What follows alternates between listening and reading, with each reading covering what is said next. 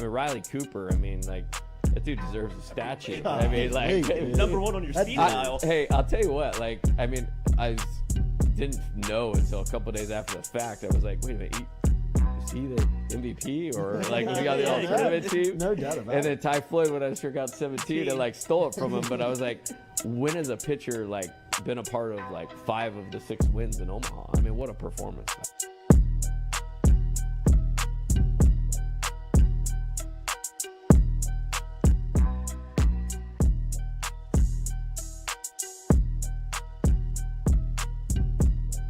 Coach, it's great to meet you. Thanks, sir. Thank you for the time. Pleasure. Yes, sir.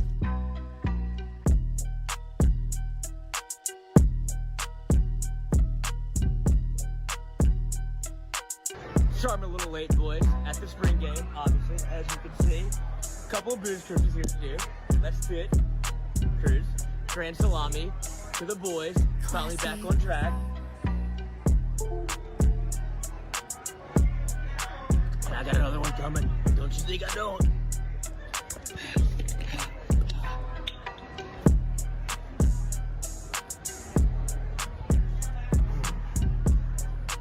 And that's how we roll in Tiger Stadium. Just watching the spring games that were on television, one thing that jumped out about your squad is your quarterback room is very talented compared to a lot of the league and a lot of the country. I wonder, is it easier to recruit that position when you have talent or when you don't have talent?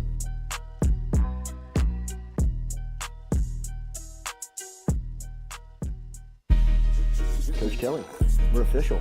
Finally, I'm get a telling chance to meet you. Thought I had to get a private audience with the Pope. There's Jordy.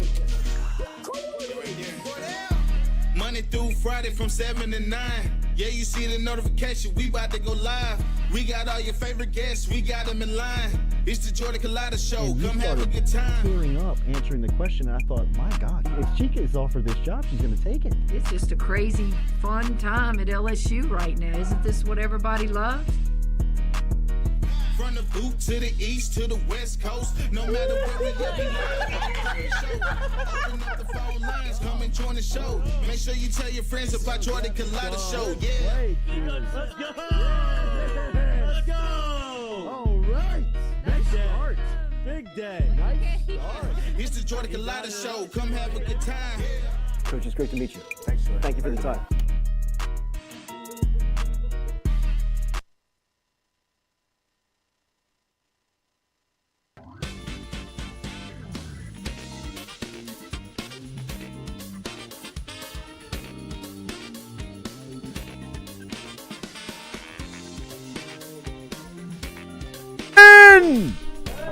On the maiden voyage from our new spot, 3 Studios. This is our third and our final place here at Click Here. No, we're here, man. We're here. Still some decoration to do, still some pictures to be hung, but we're at the spot, man. Welcome in. It is great to be here from our new studios. We are on the campus of Click Here Digital, which is 26,000 square feet of a digital marketing agency right here in Baton Rouge that we will tell you all about over the life of our relationship coming up here. But this is the first day from our new studios. We'll be giving you tours on social media. We'll have some videos that come out from here. The place will look a little bit, a little different the next time you see us. We'll have some pictures hung up here. But yesterday, our great engineer, Lane Moran, who is just...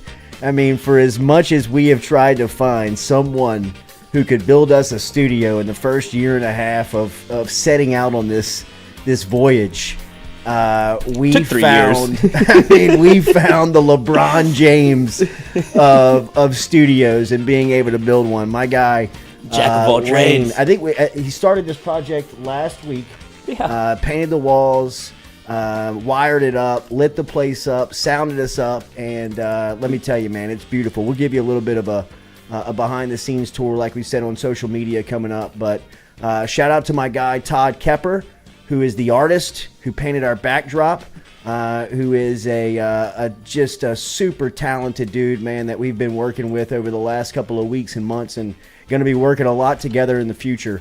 As my man Todd Kepper, if you are looking for an artist, he's easy to find on social media. He's also does furniture, does clothes. Dude's just talented. Really appreciate the backdrop. Looks beautiful, man. And Stewie is here. Lloyd is here. It is. Oh God! Shortcuts. Get there. 22,000 feet. It is day one of electric sex and Click Here Digital. It is, man. As Click Here Digital is going to do some cool stuff with the show. So it is. It's a good day here on the Jordy Culotta Show, and I see some of you: Cody Boudreaux, Nick Richard, Carl the Cat, some of the people that have been here since day one, which I cannot. There's no way that I would be able to tell you how much we are grateful and appreciative of that. Like, there's no way I'd be able to express how much that means to us. So we cannot thank you enough for being here since day one, growing with us, watching us go studio to studio, watching us go through technical difficulties and trying to figure it out, and now landing here at the top digital marketing agency in the state and one of the top in the country that I'll be telling you all about coming up over forever. So thank you for being here. Hit that like button, share button, and comment as we are going to talk to Dr. Jeremy Burnham coming up here. Our friend from over at Ochsner Sports Medicine, the Andrews Sports Institute, is going to stop by here early on. High school football scrimmages started last night, so he's going to talk to us a little bit about some safety, some precautions, and how you can get some treatment here in the season if you need it. And Dr. Burnham will be here in a couple of minutes to tell us about that. And then Sammy Speigs will be on the phone. No video for Speigs at 8 a.m., but we'll phone him up at 8 o'clock this morning and get the latest on... what you giggling at over there, dude? I'm laughing because yesterday Ron had to go film U-High scrimmage for WAFB, and they had him driving like the van. It's just like... I could just picture him driving that van. Just thinking about Ron driving the van.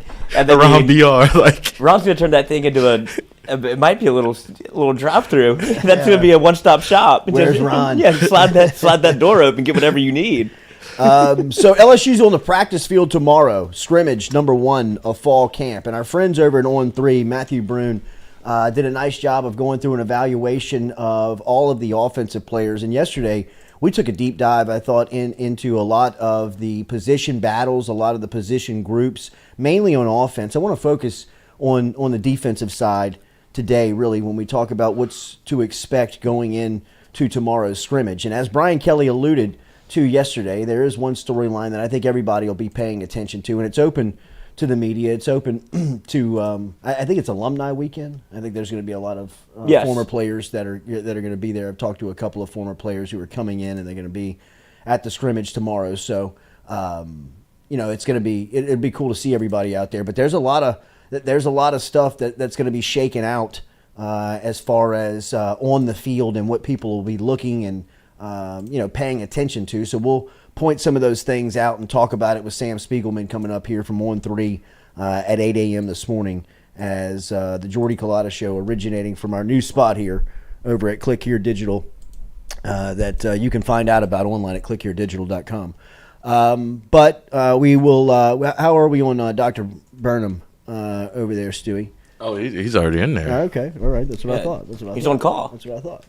Let's go to our guy real quick here, Dr. Burnham, as he is a great partner of ours from Ochsner Sports Medicine, the Andrews Sports Medicine Institute over there. Remember, on Saturday mornings, the Grove facility over off of Bluebonnet is going to be open for treatment of high school athletes or sports weekend warriors. You can stop in and meet with one of the specialists over there that Dr. Burnham and I were talking about last week. But last night, high school football scrimmages started to pop up all over the city and the state, and obviously with that comes competition, and sometimes, unfortunately, injury pops up. So we will always be resourcing our friends over at Ochsner with Dr. Burnham, who's doing fantastic work over there, and he'll be stopping by pretty regularly here on the Jordy Culotta Show and kind of giving us an update. And last night we want to kind of get the latest on high school scrimmages and just what to look out for if you're a parent, a player, or even if you're a physician, and how important those roles are on the sidelines on Friday night. Doc, how are you this morning? Good morning. How are you? Hey, good morning. Doing great, Jordy. So last night, and look, you go out to football Friday. You go to football Friday nights, and you see Ochsner everywhere. You guys are on sidelines, and obviously going through the treatment of the athletes and kind of dealing with that stuff. Take me through what it's like to be in your position and what Friday nights are like for you.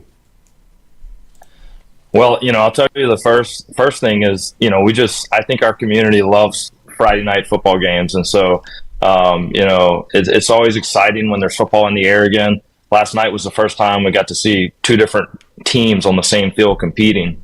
And so that's always exciting. But, unfortunately, like you mentioned, football is a contact sport, so it can be busy as well. And so we have to be on the lookout for that. Football's changed a lot from when you and I, we were doing two-a-days and out there practicing. There was probably no time limit to what we were doing out there in the summers. And so fortunately, it's a lot safer now. But there's things that we understand better now that we're on the lookout for, concussions, signs of heat illness, things like that really require a lot of work. And so we got to work with our sports medicine team, our athletic trainers, and try to do everything we can to make sure that people are as safe as possible. What's it like to staff Friday nights? I mean, there's so many fields, there's so many games that are happening, and a lot of people depend on Ochsner on Friday nights. What's it like kind of, putting your docs out on the road and on the sidelines?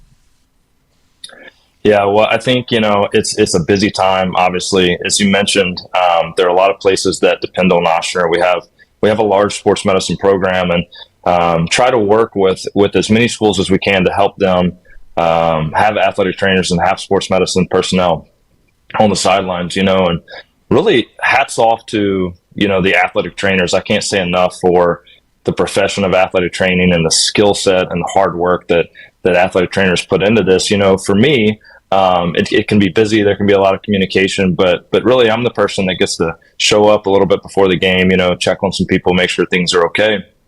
The athletic trainers are showing up early in the morning.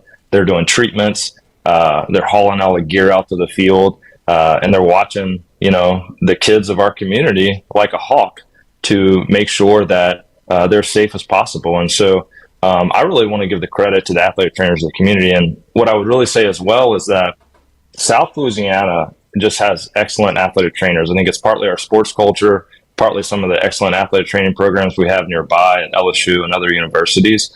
But I've worked all over the country, and the athletic trainers in South Louisiana are exceptional. And so they're key to making sure that our high school athletes, middle school athletes, and the Baton Rouge community surrounding areas, that they're safe.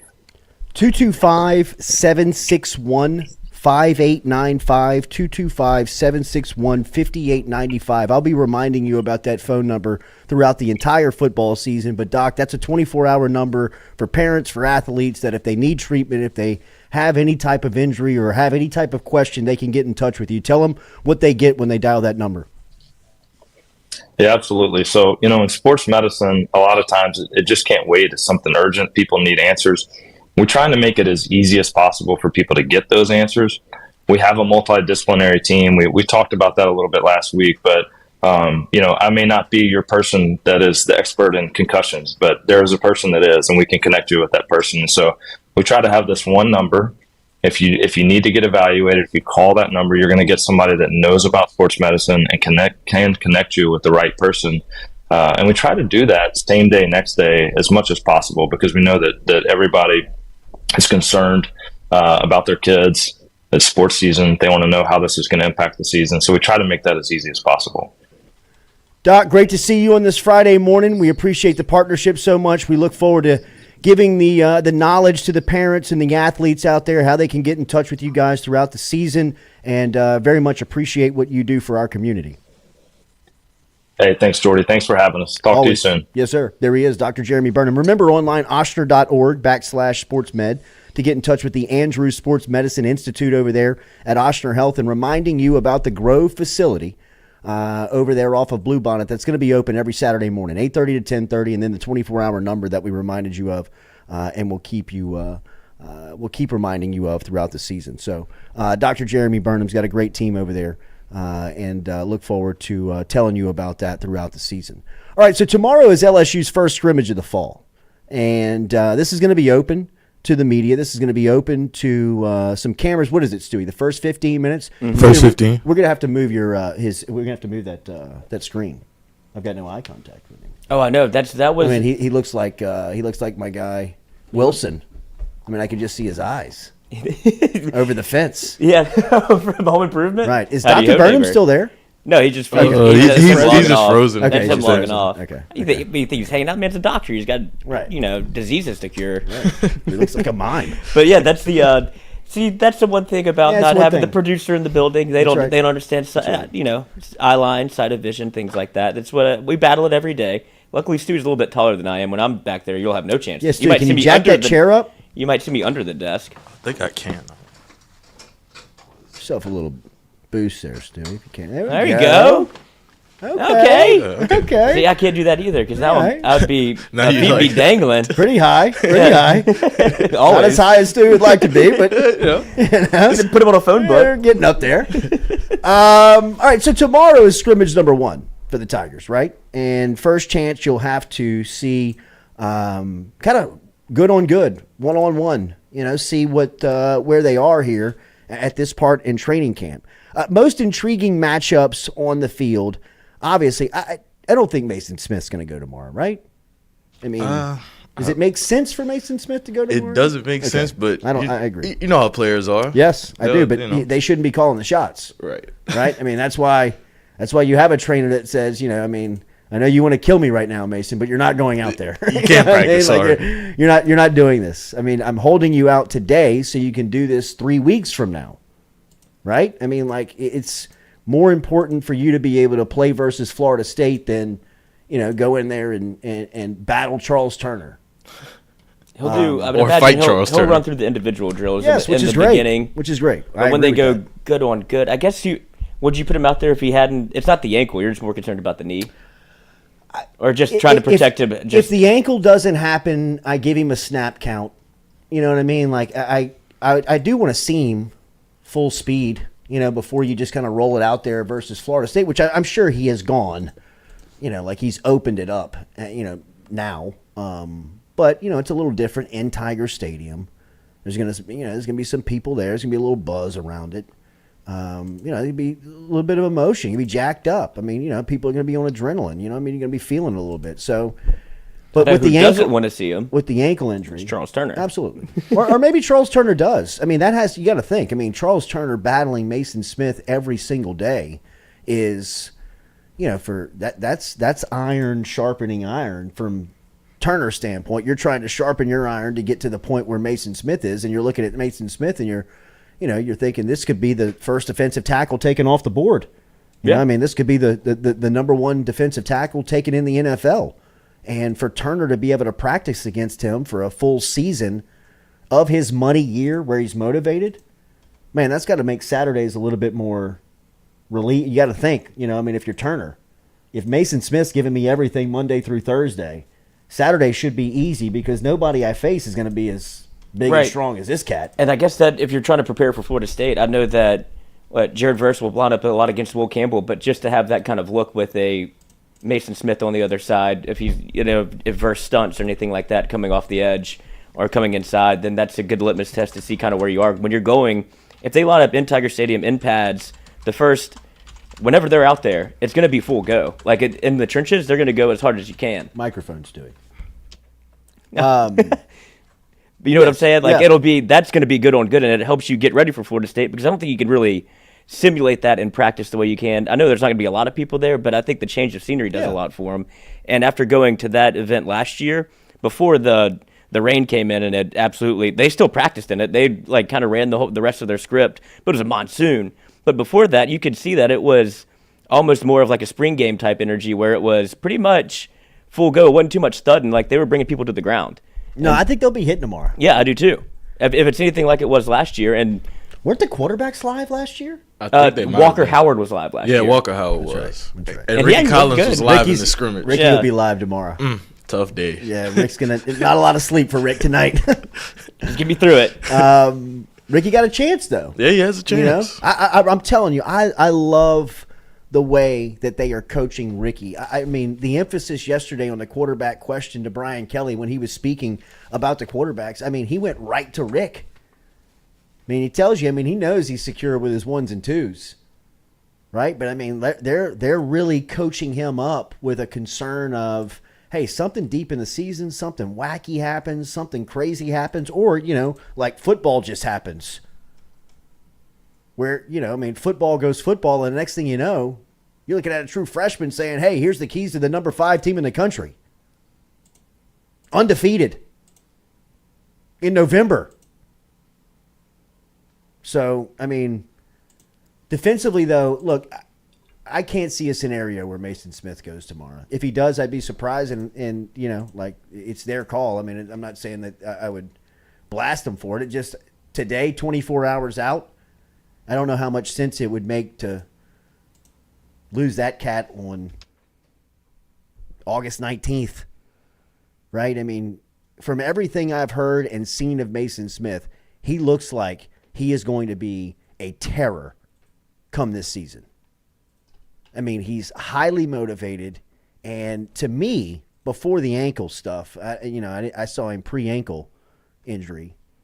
He looked back. Stewie, you can attest to this more than anybody. You've seen more practice. But, I mean, when you just saw – even in spring, when he was, like, on the other field running and like, moving around, you were like, that's Mason Smith, right? I mean, like, nobody looks like that. That has to be him. When he dropped some of those videos of him doing one-on-ones, it was, like, no pads, but it was, like, drill work, but it was, like, hands on hands. Whenever he was on the turf inside, I don't know where he was at some training facility, and he was a terror. It looked like Mason Smith was back and could be one of the top defensive players in the country, because you forget, all you got was really kind of just a flash of him as a freshman. Right. He didn't play. He didn't start 10 games. He played in the last 6 as a starter, and you're like, oh, I can see how this freshman is next. Like, you can see he's going to be one of the great LSU defensive linemen. You didn't get a taste of him next year. You didn't get to see the come up, the star turn that you're probably going to see with Harold Perkins this year, or that you got a taste of last year. You saw the trajectory of what he could be, and now you haven't seen him as a sophomore where he gets even better. Now you're trying to see him go from freshman to junior, and if he makes that leap, it's going to be like you skipped up a difficulty to where, like, oh my God, I didn't get to see the maturation of the progression. If he comes back 100%, it's going to be an absolute game changer. Couple of things on Smith that I think, look, holding him out, you know what you got, you know where he is from a motivational standpoint, you know he wants to be out there. I don't think that you push him tomorrow. Also, I think it puts a little bit more pressure on the back end of the defense, which I'm good with right now, right? Because I think one thing that Mason Smith is going to do is going to take a lot of pressure off of the defensive backfield, just with the amount of pressure that him and Wingo are going to be able to provide up front. I mean, you try to block them, just straight up with 4, or you just have to double team one of them, whatever it is, they're going to be a problem. And then you got Savion Jones and Harold Perkins and Deshaun Womack and these guys coming off the edge. I mean, LSU up front, I think, has a chance to really, really cause a lot of issues for so many people, even the good offensive lines, solid offensive lines in the conference and who they'll go up against just with their front-end talent that they have. And, guys like Jordan Jefferson who transferred in, Jay Lee is back, who was a standout at Walker, who went to Florida for the last 2 years, is now back on campus and a part of that defensive line rotation.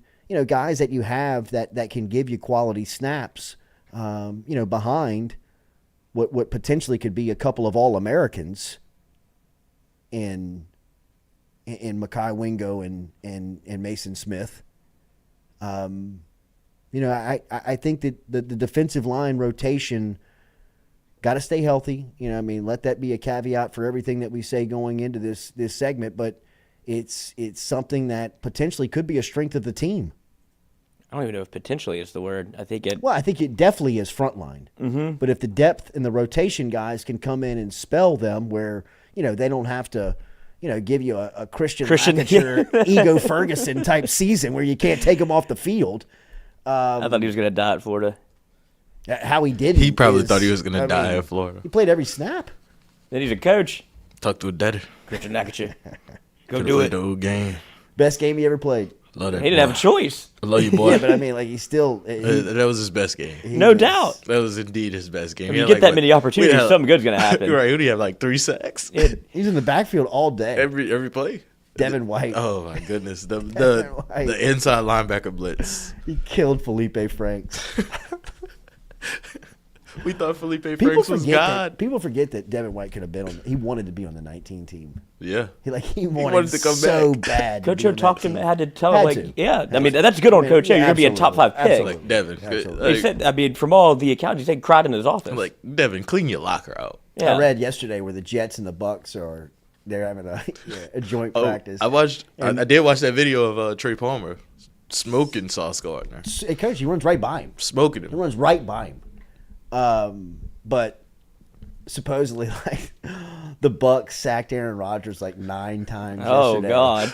Rodgers has got the GM calling and trying to trade for Bakhtiari. Yeah. Oh goodness! The left tackle. He shadow tagged him on Instagram. That guy, Becknell, or the left tackle for the Jets Beckton? now.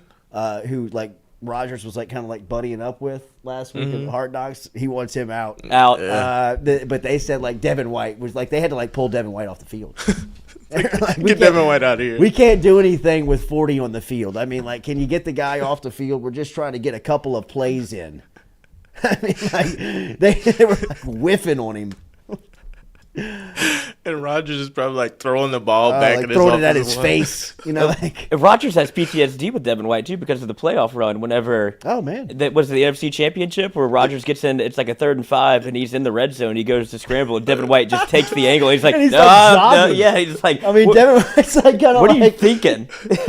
like, right here, next to him. And that's when they get the 4th and 5, and they kick a field goal when they're down. What are they down? 7? Yeah. And they kick a field goal. And Rodgers was out. He was like, I'm out of He's here. like, what are we doing? You're the best quarterback of all time on a 4th and 5, and you're going to kick a field goal, give the ball back, and they're going to run out the clock. You give it back to Tom Brady? Oh, I'm out. brutal. Thank you. Or do you want 4th and 5 for all the Remember our marbles? friends over at Go Roof. Go Roof, a beautiful roof every single time. Online at geauxroof.com. geauxroof.com.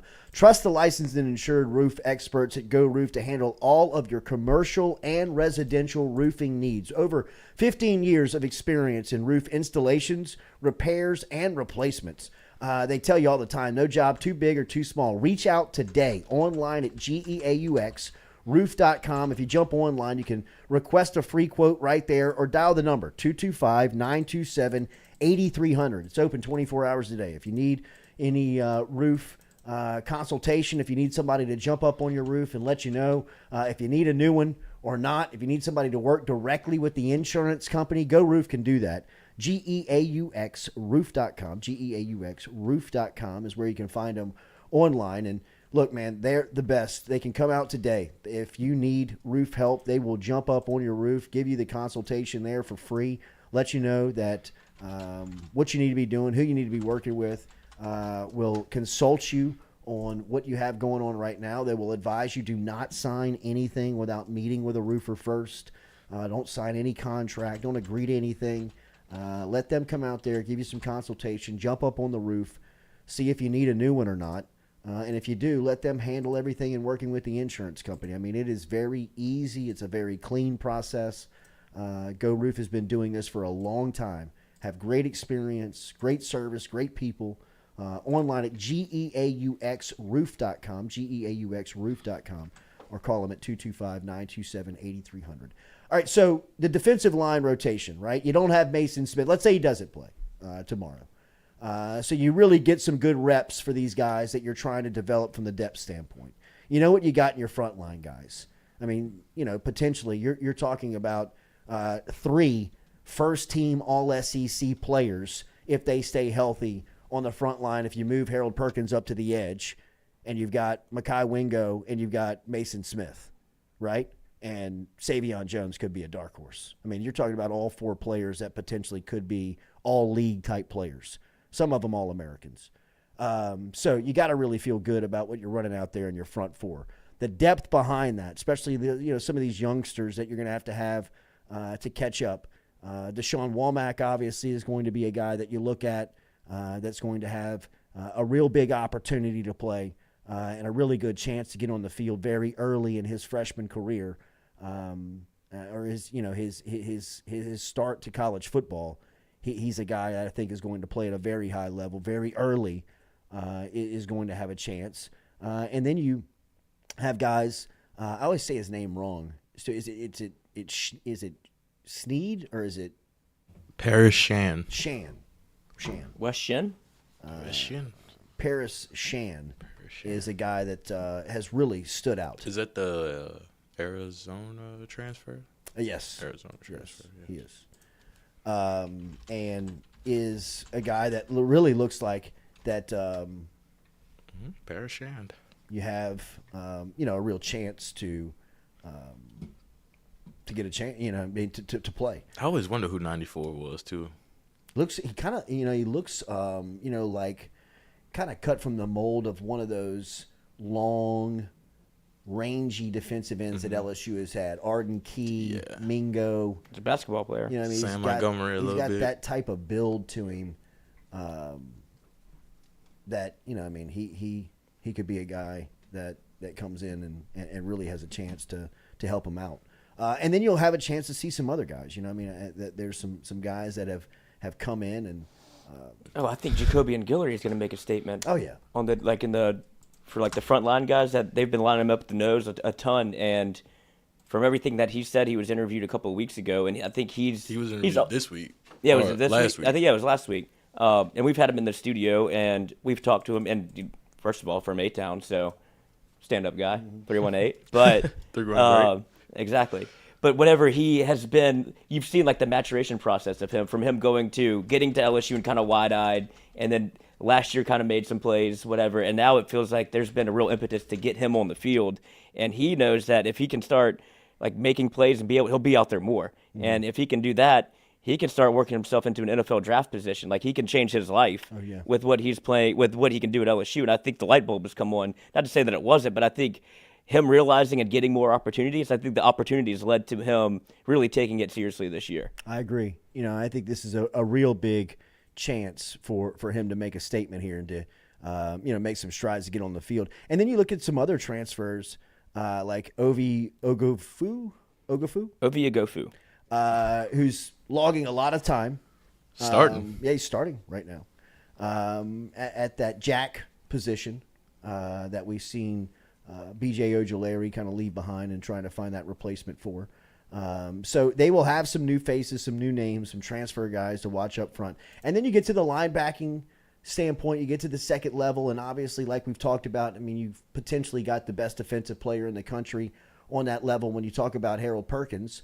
And I think maybe one of the best transfers when you talk about Omar Speights and what he can bring in from an experience standpoint. Exactly what Brian Kelly said, like what you look for in the transfer portal is Speights. It's what every coach, I think, ultimately how and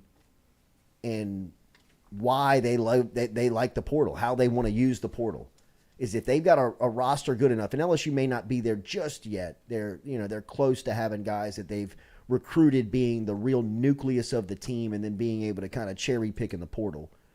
But if you're going to cherry pick, you want guys like Omar Speights, a guy that's a all-league type player in a Power 5 school where he comes in from Oregon State, started for 4 years, just a ton of tackles. Like we said, was all Pac-12, was a leader of the team, was a captain. Checks nearly every single box, both physically, mentally, everything. And comes into a position of need for LSU and really has a great opportunity. I think back on who was our guy from he was a Dallas Cowboys linebacker now. Clark. No, not Clark. Transfer. Jabril Cox. When he came in, and had a just seemingly fit right in. Goodness. He was so good. He was making plays. Didn't he have a pick six against the Mississippi State? Yep, first game, game one, coach. I think it was the first touchdown of the year. Yeah, it was. Oh, Jesus. Turned out to be – how's he doing in the league? He's like a rotational linebacker for the Cowboys. And then they have we mentioned Damone Clark. He's their starting middle linebacker now. Right. They put the green dot on him. Yeah, I know. So he goes from, a much maligned career at LSU almost, to where people wanted to see him almost be better. Yeah, they were like bemoaned Damone Clark, and then he gets his last year, and where it was like, that's the Damone Clark everybody wanted to see. Breaks his neck, and still gets drafted. Obviously, drops in the draft. Cowboys scoop him up, sits out a year, and now he goes in and seamlessly goes in to be their starting middle linebacker. You have Jabril Cox on that defense.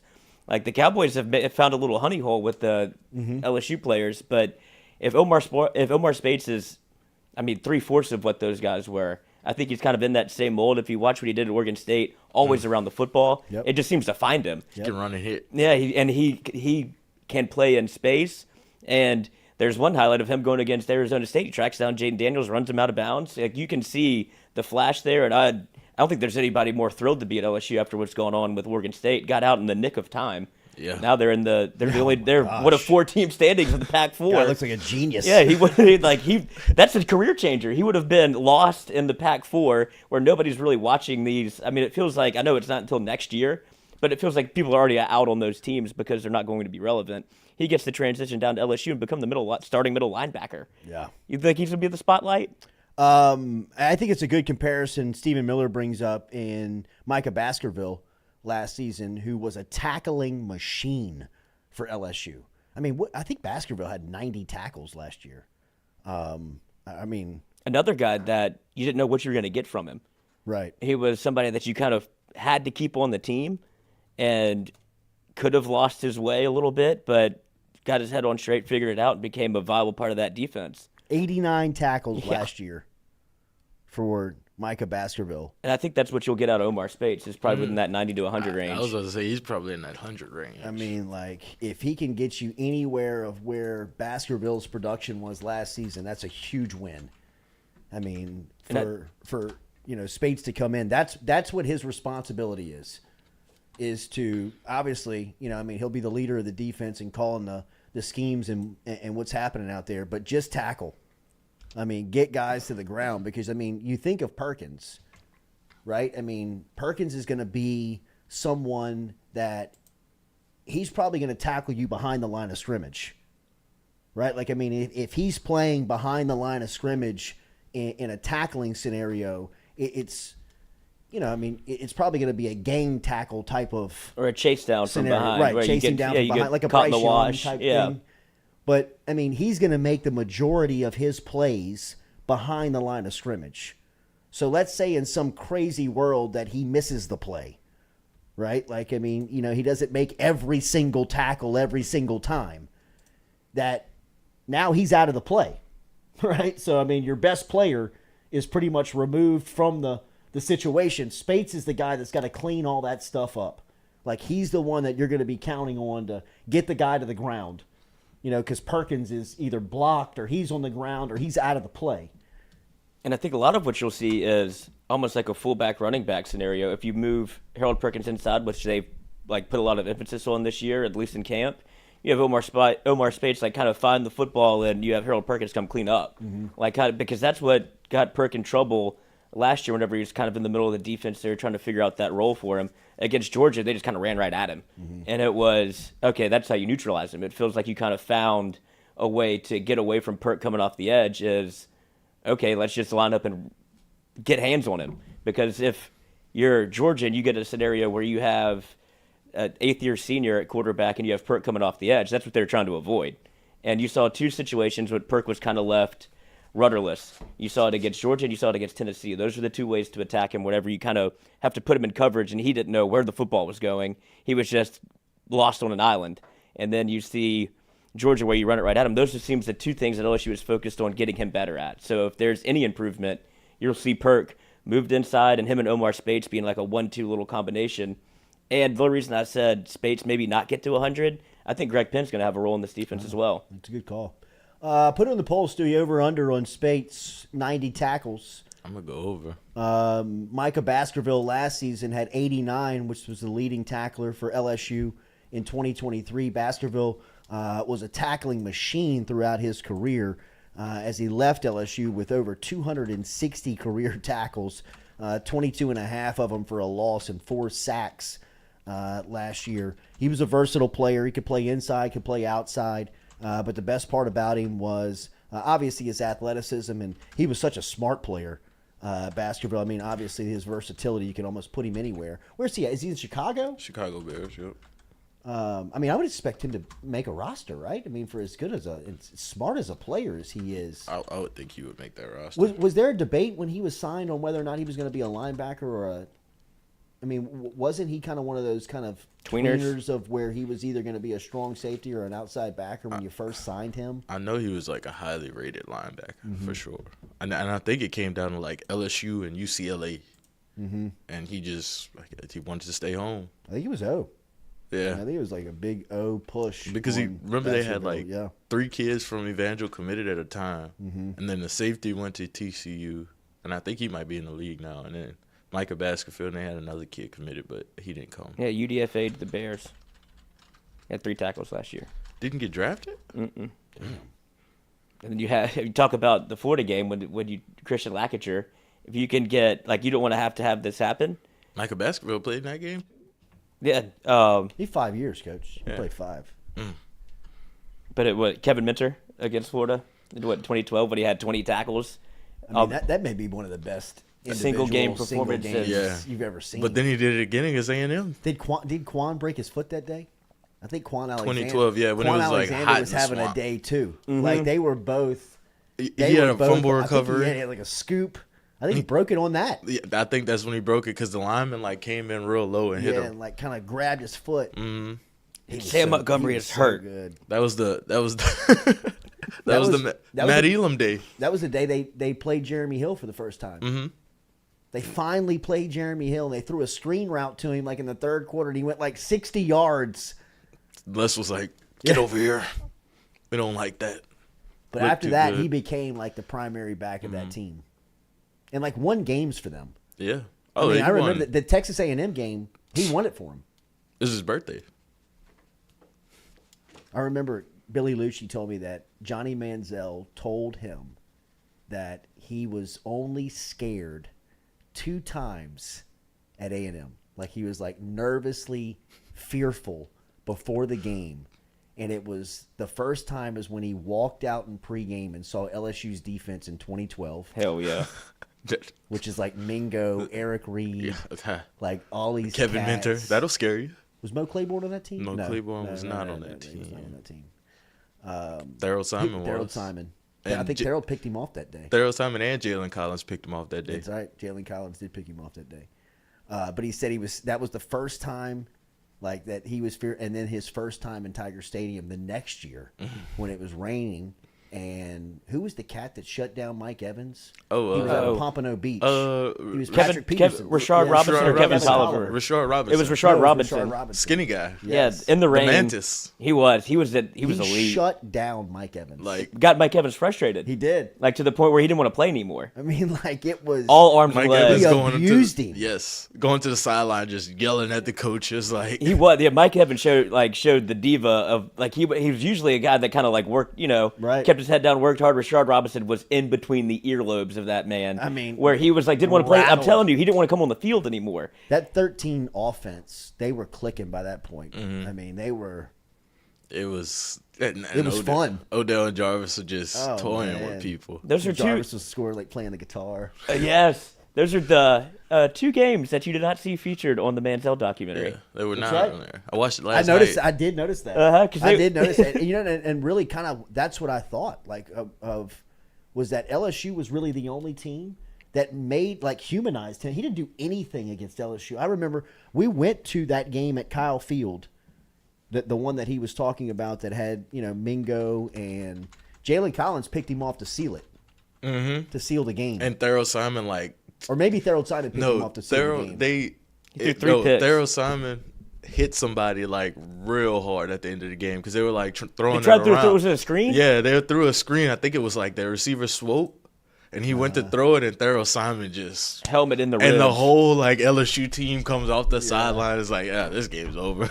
It was because LSU was so much better than them. Oh, way better than them. It was crazy. I mean, like you could see it so much. I mean, it was a less special. No, I mean, toss dive till you can't just stop toss it. dive till you could, and then finally Hill breaks one.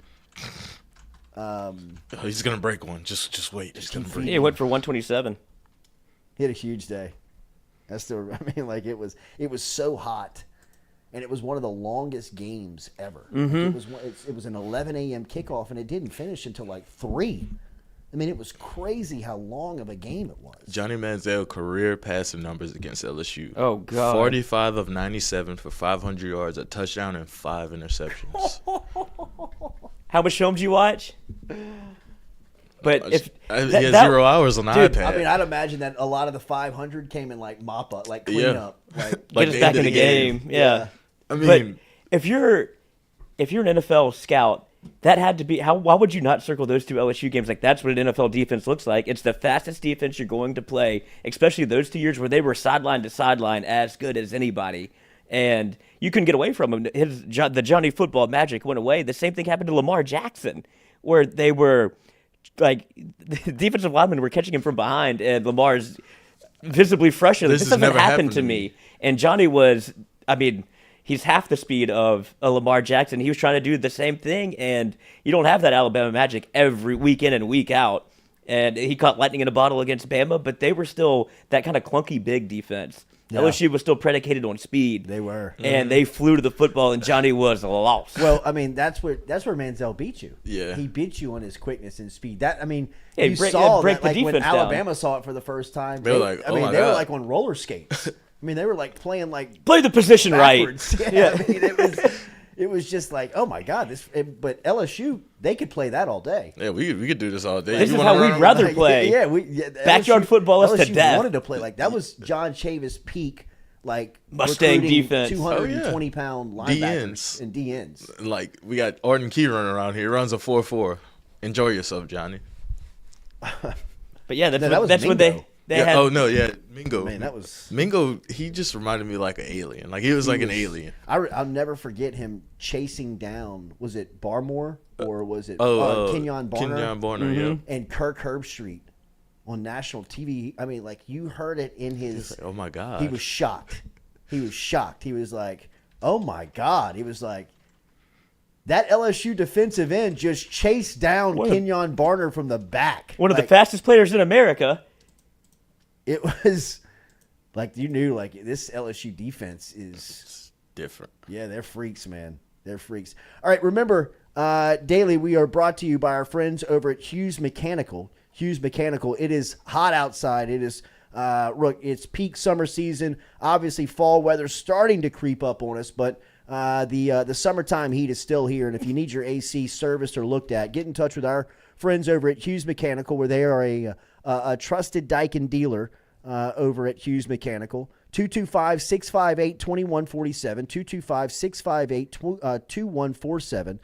They're located out in Zachary, but they serve the entire South Louisiana footprint. So no matter where you are in South Louisiana, if you need your AC serviced, if you have residential AC questions, or if you need a new commercial AC, get in touch with Hughes Mechanical online at 225-658-2147. 225-658-2147 is how you get in touch with Travis Hughes and Hughes Mechanical Contractors. Find them online at hughesmechanical.net. Air-conditioned service that you can trust. And like we say all the time, they are a trusted Daikin dealer over there at Hughes Mechanical. Check them out online at hughesmechanical.net. Second hour coming your way. We'll lead it off with Sam Speigelman. He'll be on the phone with us. We'll talk about some of the recruiting storylines going into the season. We'll get some LSU football tidbits from Speigs when we come back. Leading off the second hour from the new studio right here on the campus of Click Here Digital. Remember, you can learn more about Click Here Digital online at clickheredigital.com. But quite simply, it's digital marketing. It's a full-service digital marketing company that if you are on Facebook, if you're on Google, if you're on Instagram, and you get served an ad, odds are it's coming from Click Here. They manage some of the top brands in legal, some of the top brands in automotive that you can find throughout the country. If you want to learn more, get online at clickheredigital.com. Or if you want direct contact, you can just email me, Jordy at clickheredigital.com. Jordy at clickheredigital.com. clickheredigital.com. But when people ask me what I'm doing over at Click Here, quite simply, I just tell them we're making clients money. That's what they do. I mean, they make their clients money. So if you want to learn more about that, how you can get some of that treatment from Click Here Digital, online clickheredigital.com, or email me directly, jordy@clickheredigital.com. Hour 2 next of the Jordy Culotta Show, built by R&B Builders. Click here, click the like.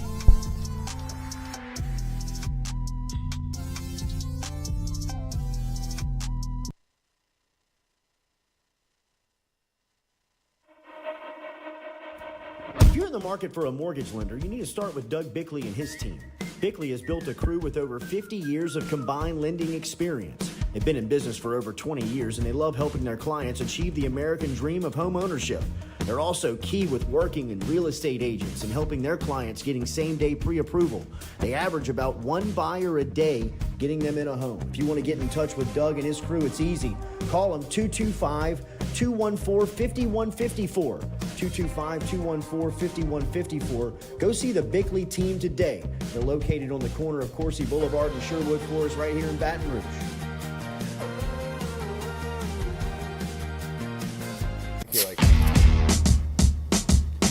Is it time to wash your house or business? Call the pros at Hydro Wash today. Get them out with their low-pressure, soft-washing cleaning approach. From commercial buildings, rooftops, and residentials, Hydro Wash is ready to get your place shining. Find them on Facebook or call Curtis at 225-933-7068. Take it from me, Hydro Wash came by and made my house look like new. What was best was the professionalism. They picked up everything, made the clean, and then put everything back to where it belonged. Get in touch with Curtis today. Call him at 225-933-7068 or find Hydro Wash on Facebook. What's up? What's happening? Chilling with a couple of cool guys. You? Chilling and watching some tube. Hold on. Did you do it? Hold on. Did you do it? Roof's up. Hold on. Roof's up. Roof's up. Roof's up. Hold on. Hold on. Hold on. Beautiful roof every single time. True. True. At Ochsner, we know healing is a team sport. That's why we've partnered with world-renowned orthopedic surgeon Dr. James Andrews to create the Ochsner Andrews Orthopedics and Sports Medicine Institute. Whether you're a professional athlete or a weekend warrior, our team of specialists are dedicated to getting you back in the game. So whatever your reasons are for reaching your personal best, we've only got one: you. Ochsner Andrews Institute. Long live you. Are you looking for sound financial advice? Then get in touch with Daniel Newman of Edward Jones. You can call him today at 225-261-8262 or email him daniel.newman@edwardjones.com. If you're planning for retirement, saving for college, for children or grandchildren, or just looking for sound investment opportunities, get in touch with Daniel today, 225-261-8262, located on Magnolia Square Drive in Central. Daniel Newman of Edward Jones.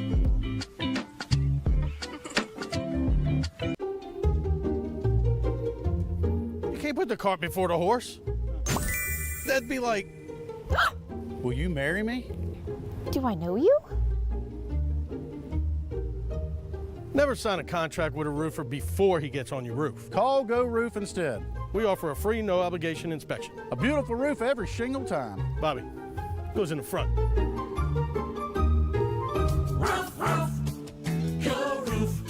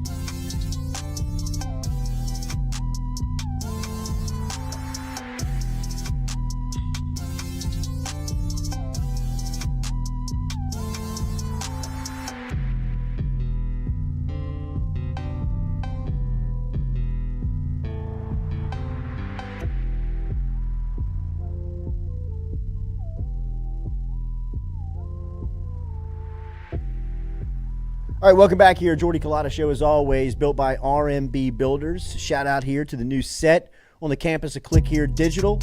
27,000 square feet of digital marketing, full digital marketing capabilities. Online, clickheredigital.com. We will be telling you all about our new space. Shout out to Todd Kepper, our artist who painted up the backdrop. Shout out to Cordell as the new intro music.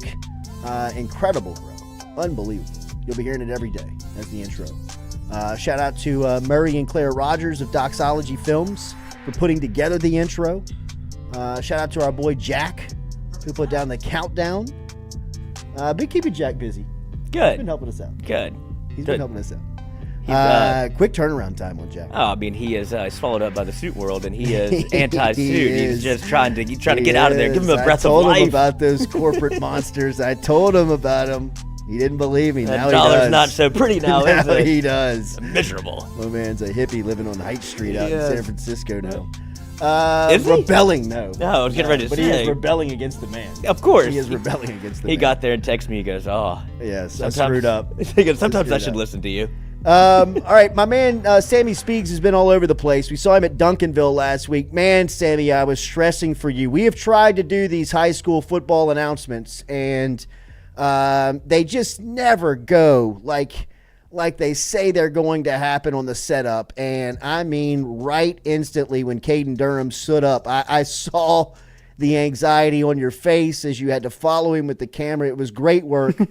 Thank you for bringing us to Duncanville. I was following the feed all day. How are you? Good morning. Man, I can't even thank you enough for acknowledging the stress that it was so funny, Jordy, because I spoke to Caden and Colin. Well, Colin didn't answer my calls the day before, but Caden and I rehearsed it on the phone. We did it in person twice, and I said, he goes, I'm actually getting pretty nervous. And then when crunch time arrived, he pulled this audible, completely blindsided me. So for me to use my skills to pull an audible and follow him, I was just hoping that we at least had him on the screen, and I appreciate that.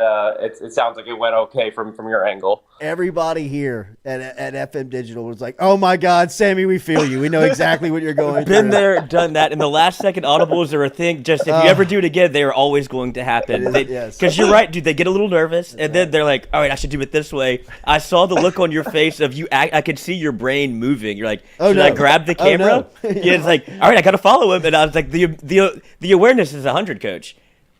It's the first time that brain has been used in several weeks, so I'm glad it was still there for running on use. fumes. Tell me what that day was like. Tell me what LSU gets. What was kind of the being there in live in person? What was the reaction like? Yeah, well, this is a massive get for LSU. Obviously, a lot of the attention goes to Colin Simmons because he's number 4 player in the country at a premium position. But let's not overlook, this was a massive day for the LSU Tigers. They found their running back of the future, and they overcame some serious odds to get Caden Durham. First of all, he plays for Duncanville, and he is a priority target for schools like Texas A&M and Oklahoma, which recruit the DFW area as good as any 2 schools in the country. This was a chance for Frank Wilson to really flex his guns over there and not only go out of state, but go into a place like Duncanville. You remember, Caden Durham's mom is in the record books at Oklahoma track and field. She is a decorated superstar who not only is from Oklahoma, has family all over that state. At the time when he attended the Champ U barbecue in Norman in June, that big weekend they had there with Nigel Smith and Dom McKinley and David Stone, there was buzz that Caden Durham was going to commit to Oklahoma before the end of the month. That never transpired, and you really need to credit LSU and Coach Frank. Get him on campus back-to-back times in June and July. They get a guy who is he's very new to football, but you already see the proof in the pudding. He was the driving force of their championship run on the offensive side of the ball. They have talent at receiver. One of them's already committed to LSU. They got talent at quarterback. LSU is watching him. But the running back is the driving force of a team like Duncanville that wins state championships because they play defense with guys like Colin Simmons, and they run it down your throat with powerful, speedy backs like Caden Durham. Sammy, tell our listeners how rare it is for Frank Wilson to peek outside of the state to get a running back. I mean, you think back on the running back pipeline that he has really brought through Baton Rouge, and I mean, he rarely, if ever, goes out of the state. He saw something in Durham in this cycle that he set his sights on. he's never really had to go out of state. So it's, you want to knock his record. Frank's record is immaculate in the state of Louisiana. You can look at running backs, you can look at other positions, but in the state of Louisiana, you very rarely need to leave this state to go find talented running backs, whether it's a Leonard Fournette or a Harlem Berry, or the guys that are in between that have obviously gone on to be superstars like Darius Geis and Nick Brossette, or even to a lesser extent that are still making their names like Logan Diggs and John Emery. Mm-hmm. Frank Wilson going out of state and winning this national recruitment is a massive deal. LSU didn't exactly have a lot of plan Bs and Cs that are really going to excite the fan base. I know from checking on Shay and Billy's board over there, they're already, enamored with Harlem Berry and James Simon. But getting someone like Caden Durham, not allowing them to have to go to the portal to scratch and claw to build depth, that running back room is very sufficient right now when you project with Caden Durham coming in after the Logan Diggs and John Emerys of the world, and then potentially going back in state and from a national perspective in 2025 and beyond with those guys I mentioned earlier. It is why Frank Wilson, I have not lost steam or feeling on Wardell Mack that this thing is over. Am I wrong for thinking that? Wardell Mack committed to Florida last week. Where does his recruitment stand after the commitment? Yeah, it's a massive get for Billy Napier. I know that you know him, Jordy, and him going into Louisiana, getting a top 20 player from the New Orleans area.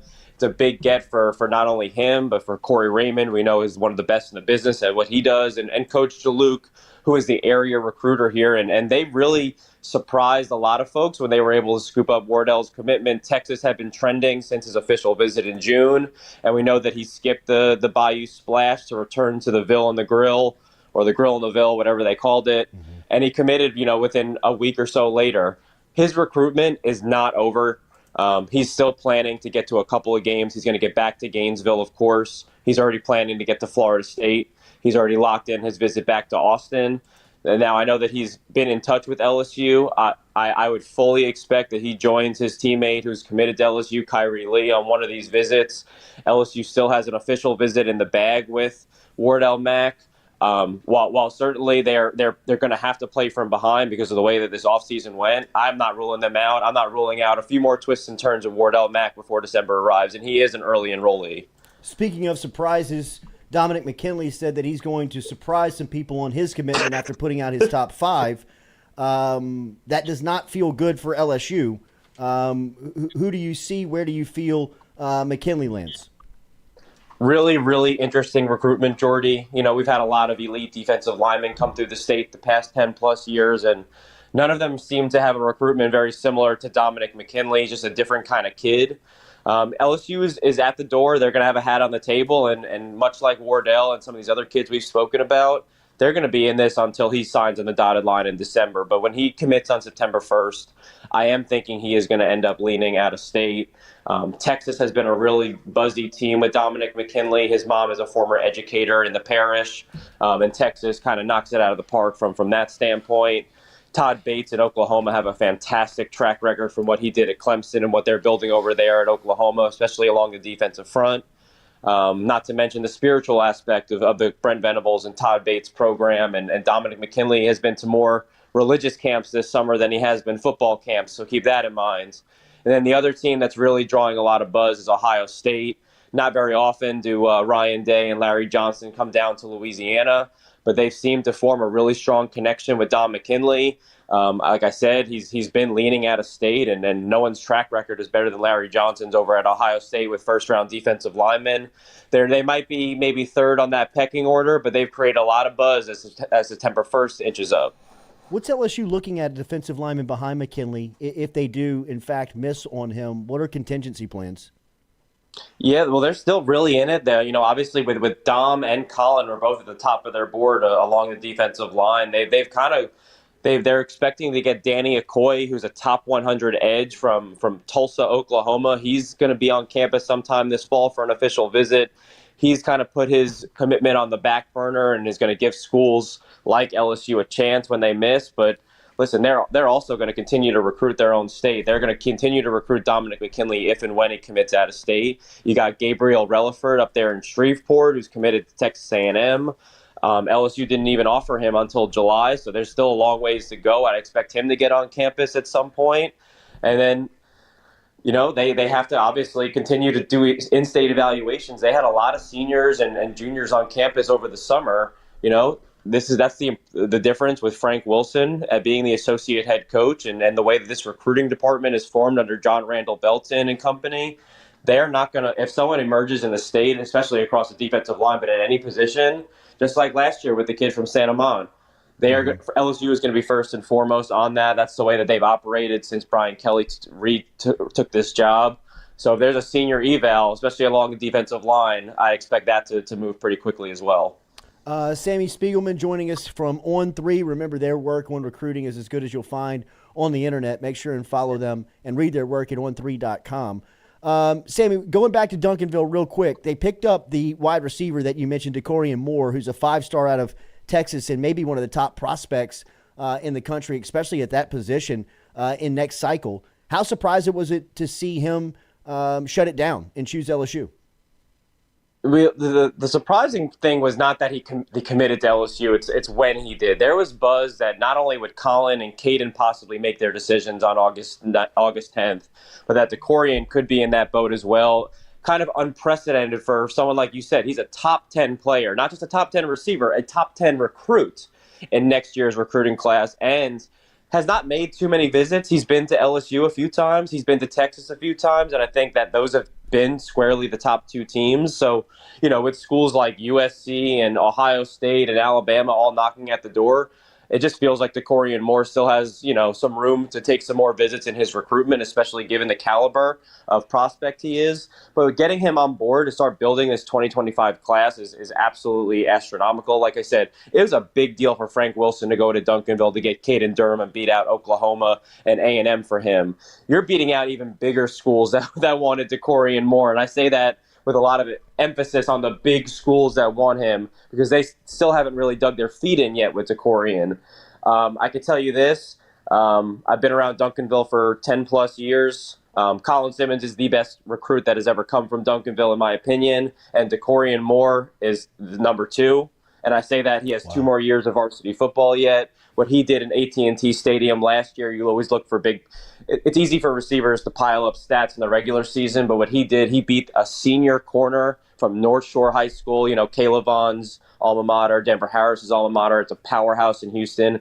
Beat them for one of the biggest plays in the state championship last year, and this offseason has been absolutely out of his mind fantastic. I was telling Shay last week, he reminds me of the closest thing to Odell Beckham Jr. I've ever seen up close.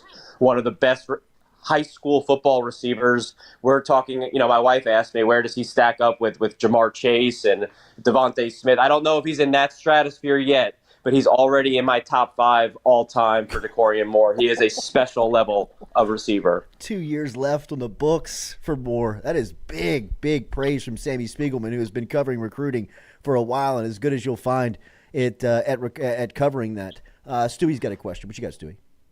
Sam, On3 put out an article, this was a couple weeks ago, LSU's push for the number 1 class in 2025. Where do you think LSU will end up in the class of 2025? Yeah, they're definitely going to put all the pieces in together to make a run at the number 1 class. I think Shay wrote that story, and he's exactly right. And, the focus of this 2024 cycle, it's if you get someone like a Colin Simmons, that's really great, just like they got Deshaun Womack last year. But in this, every cycle is different, and it seems like this 2024 cycle is going to be very Louisiana heavy, and it's about keeping the best in the state and putting together, furthering that nucleus to make a run at a championship. If and when LSU has a season that they expect to have this year, I expect, a top 10 class potentially to certainly be challenging for not only top 5, but in contention for that number 1, 2, 3, or 4 class next year. The way that it's structured, not only in-state with elite talents like Harlem Berry and James Simon, you already have DeCorian Moore in the bag. The quarterbacks that they're pursuing, they're the number 1 and number 2 quarterbacks in the country. If they end up with one of them, that's going to put them on a fast track. You pair that with DeCorian Moore potentially, Harlem Berry potentially. Brett Bordelon is already committed, and there's a lot of other blue chip talent in and around this state and locally that LSU has already put himself in a good position with. A lot of Texas-based receivers that Cortez Hankton has been swinging at the fences with for next year. It's also a deep group, not only in Louisiana, but around Mississippi, around Texas. I certainly think that this year might not be the finish that LSU fans are expecting, especially given how good of a team that LSU will be this year. But I think next year's class is going to speak volumes about LSU and their national approach. Sam, you covered Denver Harris in high school and was able to form a pretty good relationship with him in that process, and saw him go to Texas A&M. Saw him come back to Baton Rouge, and saw Brian Kelly announce earlier this week that he had some time away from the program dealing with personal matters and expected him back this weekend. What are your expectations for Denver Harris and the impact he can make on this LSU team? Yeah, it's definitely a bummer to hear that, he's going through this stuff away from the field. And I know that Coach Kelly said that they're expecting him back this weekend. I really hope that works out for him. From getting to chat with Denver back in June when LSU was having their camp, I was taken aback. With the way that the transfer portal works, you forget how many pieces are moving around at all different points in the year. But I can tell you this: when I've covered Denver from the time he was a freshman at North Shore High School, like I mentioned earlier, his top schools throughout his recruitment were LSU and Alabama. He never wanted to go to Texas A&M. There was a lot of buzz about Texas in his recruitment, but he was always an out-of-state lean. His stepfather is from Louisiana, and obviously Alabama is Alabama, and that's where he wanted to be. So I think the fact that he was very unhappy, wasn't a natural fit at A&M last year, I think that obviously led to some off-the-field decisions that I'm sure he wishes he could take back. But I know from talking not only to Denver, but some of the other DBs in that group that he's dorming with, that he's spending time with every day. He said that he's having the time of his life over there in Baton Rouge. He feels way more comfortable. Obviously, when you are comfortable away from the field, it gives you a whole different breath of life on the field. Denver, pound for pound, is one of the better defensive backs I've ever been able to cover. He ran a 4.39 as a sophomore at Alabama, and since then I don't think coaches have stopped recruiting him. He's an extremely smart, instinctual player, and he comes from a program where they emphasize DBs being tough and physical, and the coverage aspect is just a whole other, it's just lagniappe. I think, assuming he can right the ship and he can stay focused away from the field, on the field is never going to be a question. I think having guys like Coach Steeples and Coach Kelly, more mentors like Coach Sloan and Coach House on that staff are really good for Denver. And all the things have been really positive up until this week. So I'm hoping that he can overcome this and right the ship. Is the Colin Simmons recruiting over, in your opinion? Absolutely not. Listen, I feel good about if he had committed to LSU, I think it would have been really hard for LSU to fend off Texas for the next couple of months. But the fact that he's committed to Texas, he still has an official visit to take to LSU. He's got He's got two teammates committed at this point. I got a feeling he's going to take a few more visits to Austin, a visit or two to Baton Rouge. With a player, the number 4 player in the country, it's hard to say that anything is over before he inks on the dotted line. But that was a massive win for Texas as they're trying to get to the SEC and get on the same level footing as LSU and A&M and Alabama and Georgia. Getting a player like Colin Simmons is the difference. Real quick before we get you out of here, Jelani Watkins was another commitment that we didn't have a chance to talk to you about. What did LSU get when he committed a couple of weeks back? Hey, I'm sure if Frank Wilson was at LSU when his older brother Amani Watkins was at Riverside, he'd probably be on this roster now too. But Jelani, a Louisiana kid, he's from LaPlace, Louisiana originally. He's got speed for days, a really, really athletic family. His brother Amani was a speedster as well.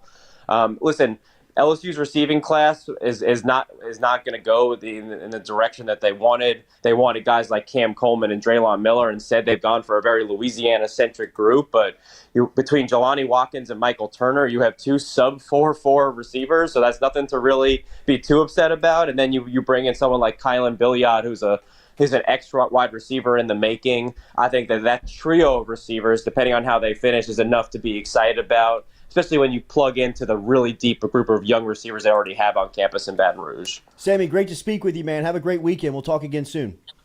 Anytime, guys. Have a good one. There he is, Sam Speigelman, checking in from On3 this morning. Remember to read their work, on3.com, where you want to keep up with all of recruiting news, LSU football news. They cover it as good as anybody. On3.com, that was Sam Speigelman checking in. All right, when we come back, we'll preview more of LSU's scrimmage tomorrow as the Tigers will be inside Tiger Stadium.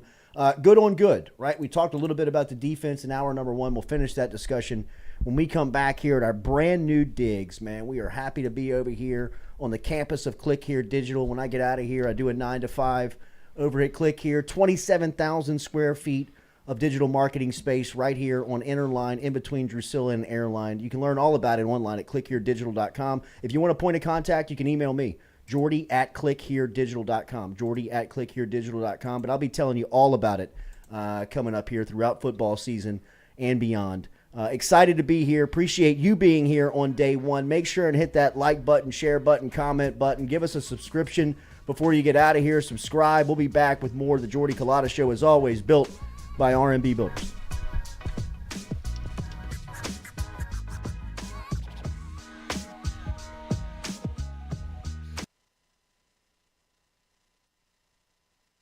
Red Stick Sports, a local staple in Baton Rouge to all sports fans, was founded back in 1981 and has remained a family business for over 40 years. Today, they still have the great selection on the floor, but they're also a leader in custom apparel for businesses, sports teams, and other groups. Take it from us, everybody over here at FM Digital Media. They help us out with all of our apparel. Let them help you out today. Go ask for Cody over at Red Stick Sports. Check them out online at redsticksports.biz. We're all from different places and backgrounds. We've each experienced our own versions of life, but in the end, we're all on the same team. I'm part of that team, along with these players in purple and gold. Kayshawn Buddha, Malik Neighbors, Miles Frazier, Kyron Lacey, Greg Brooks. Whether on the field or in the courtroom, your team matters. So join our team, make a difference. Bet. Let's get it done. The Jordy Culotta Show is brought to you by A-Bears Lawn Maintenance. Commercial or residential, A-Bears Lawn Maintenance is ready to work. A-Bears can tackle all your homeowners association requirements. Call Blake at 225-485-8022. A-Bears Lawn Maintenance. In a wreck, Gordon McKernan Injury Attorneys is ready to go to work for you. Come meet your team. I'm your intake specialist. I coordinate your case and connect you with your attorney and paralegal. That's us, your legal team. Thanks. And we'll fight to get you every dollar you deserve. I'm your settlements and disbursement manager, and I'm here to get you paid on time. I'm attorney Gordon McKernan. Put our team to work today. Just call us. Get it done. Hey Tiger fans, when you're traveling through Natchez, Mississippi, make sure to visit Tom and Wright Granning at Go Mart and On The Go Deli, where you can fill up your tank and your belly. Go Mart has clean restrooms, community coffee, an awesome beer cave, and a great selection of anything you may need on your trip. Located at 4 Sergeant Prentice Drive as you're entering Natchez on the left. Also stop by Wardo's Po' Boys at 309 North Broadway on the beautiful Natchez Bluff, where the Po' Boys are so good you'll swear you're in Cajun country. At Ochsner, we know healing is a team sport. That's why we've partnered with world-renowned orthopedic surgeon Dr. James Andrews to create the Ochsner Andrews Orthopedics and Sports Medicine Institute. Whether you're a professional athlete or a weekend warrior, our team of specialists are dedicated to getting you back in the game. So whatever your reasons are for reaching your personal best, we've only got one: you. Ochsner Andrews Institute. Long live you.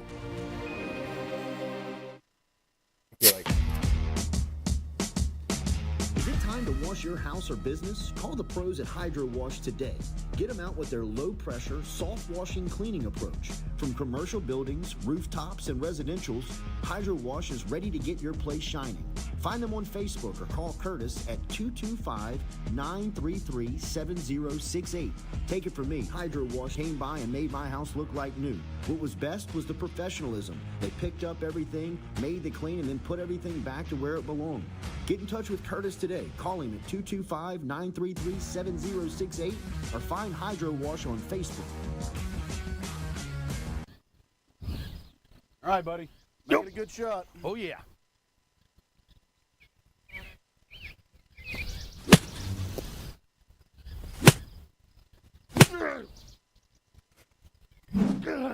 Sticking the roof in.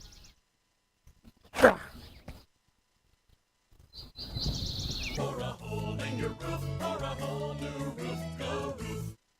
Roof, roof, go roof. Hey, Greg, roof up? Roofs up.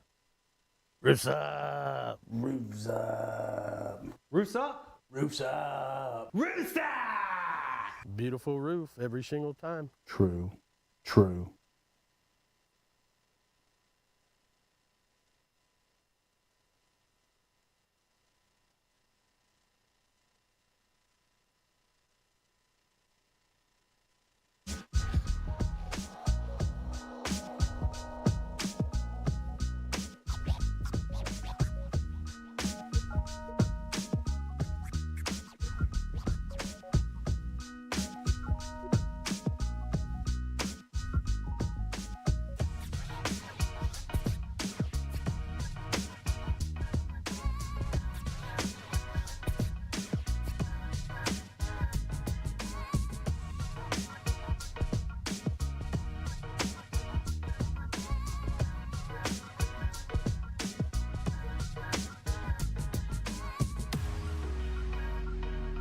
All right, welcome back here. Jordy Culotta Show, as always, built by our friends over at RMB Builders. And we've been telling you this is day one from our new digs, man. And this is something that has been happening over the last couple of months. We've taken you on the journey with us, and we're going to bring you to some behind-the-scenes stuff of the full facility of where we are. But we are located now on the campus of Click Here Digital, what we've been telling you about.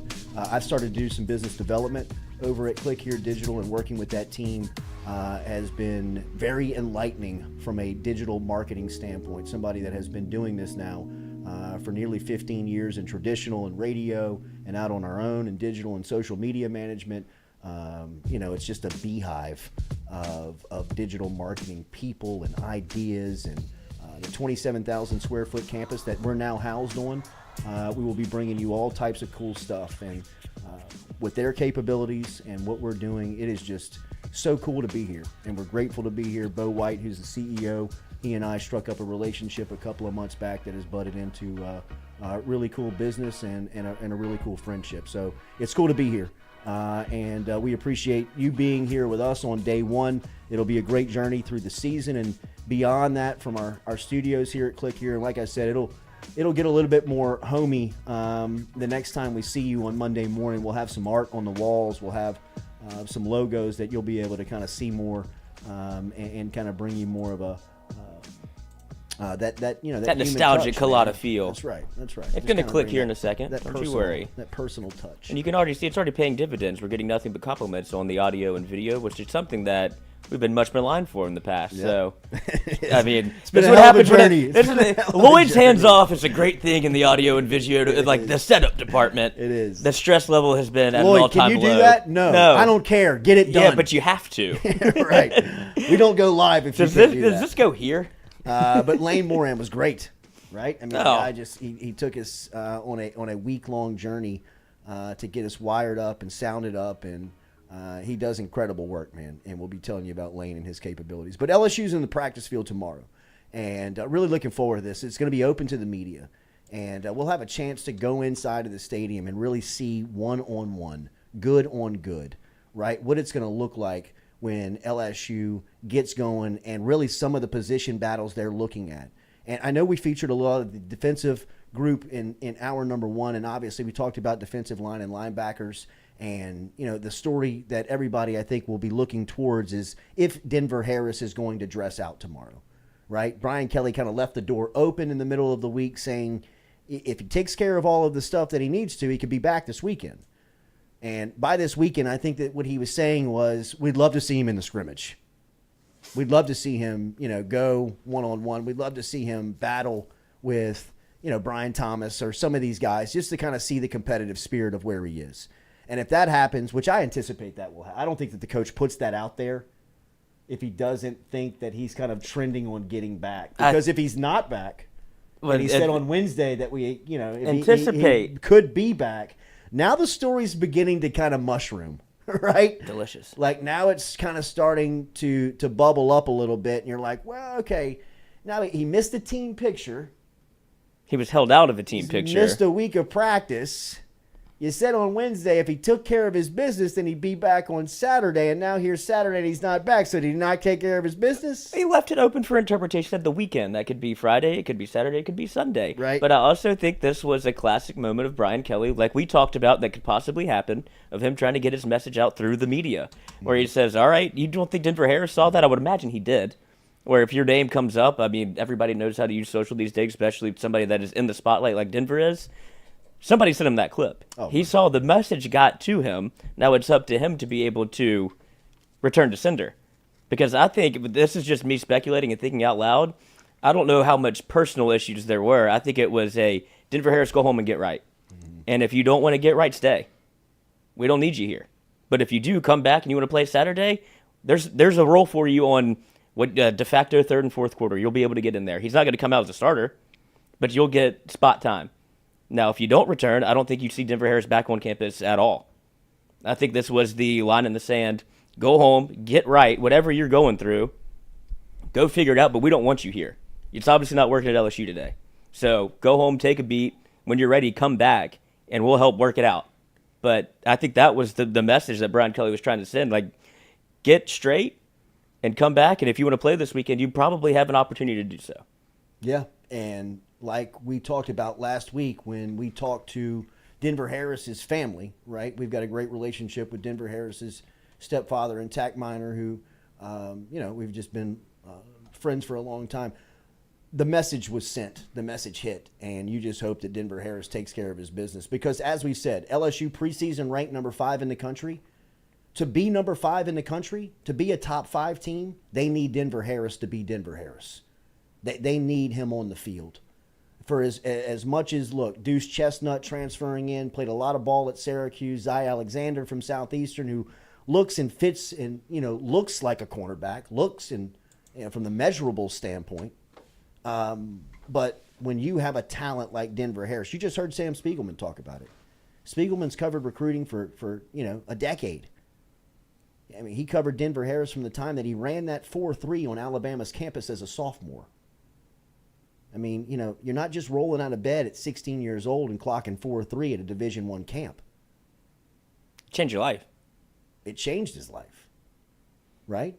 And now he's trying to kind of get it right back on track to center around football again. If he does that at LSU, then, the big winner here is going to be Denver Harris and LSU football. So, everybody should be pulling for Denver Harris. I think we all are, right? For selfish reasons, because you want to see your football team perform on Saturdays. But, individually, he's got to get this thing right for himself to take that next step. He's a pro. He's an NFL player. Right now is where he sits. He will get paid to play football at the next level. But he's got to get this stuff right. We've got to do this first to even consider that. I know that talent usually wins out in these scenarios, but it's getting to the point where he hasn't played. And there's not a lot of NFL teams that are going to take a flyer on a guy that played, 6 games as a freshman. If it goes totally bottoms out, 0 games as a sophomore, transfers again, plays 1 year as junior year and pops. You can't even put that in writing yet. So for Denver, he has to look at this situation and go, this is my last chance, really. He wants to go to the league. That's what he's been banking on since he probably popped a 4.3. It's like, I'm NFL fast. I'm ready. He's had Tack Miner in his life, somebody that knows how to get to the professional level. I would imagine that if he can't get it right, this is the year for him to get right. Yeah. And at the right spot, where you can go from undrafted free agent to first-round pick. Those are your 2 opportunities. There's no in between. So from the defensive back standpoint, the whole narrative changes if Denver Harris is accessible tomorrow, right? I think that you want to see him in a competitive spirit, but you also have guys that Brian Kelly talked about that they're looking at that position. We brought him up. Deuce Chestnut, you got Zy Alexander, and you've got Sage Ryan. Really were the 3 names that he mentioned that were duking it out for, that top cornerback spot. So I think it's a big day for them, man. These wide receivers, we talked about, the defensive line, offensive line play between a guy like Mason Smith. You go up against Mason Smith every single day in practice. That's going to make you a better football player if you're Charles Turner.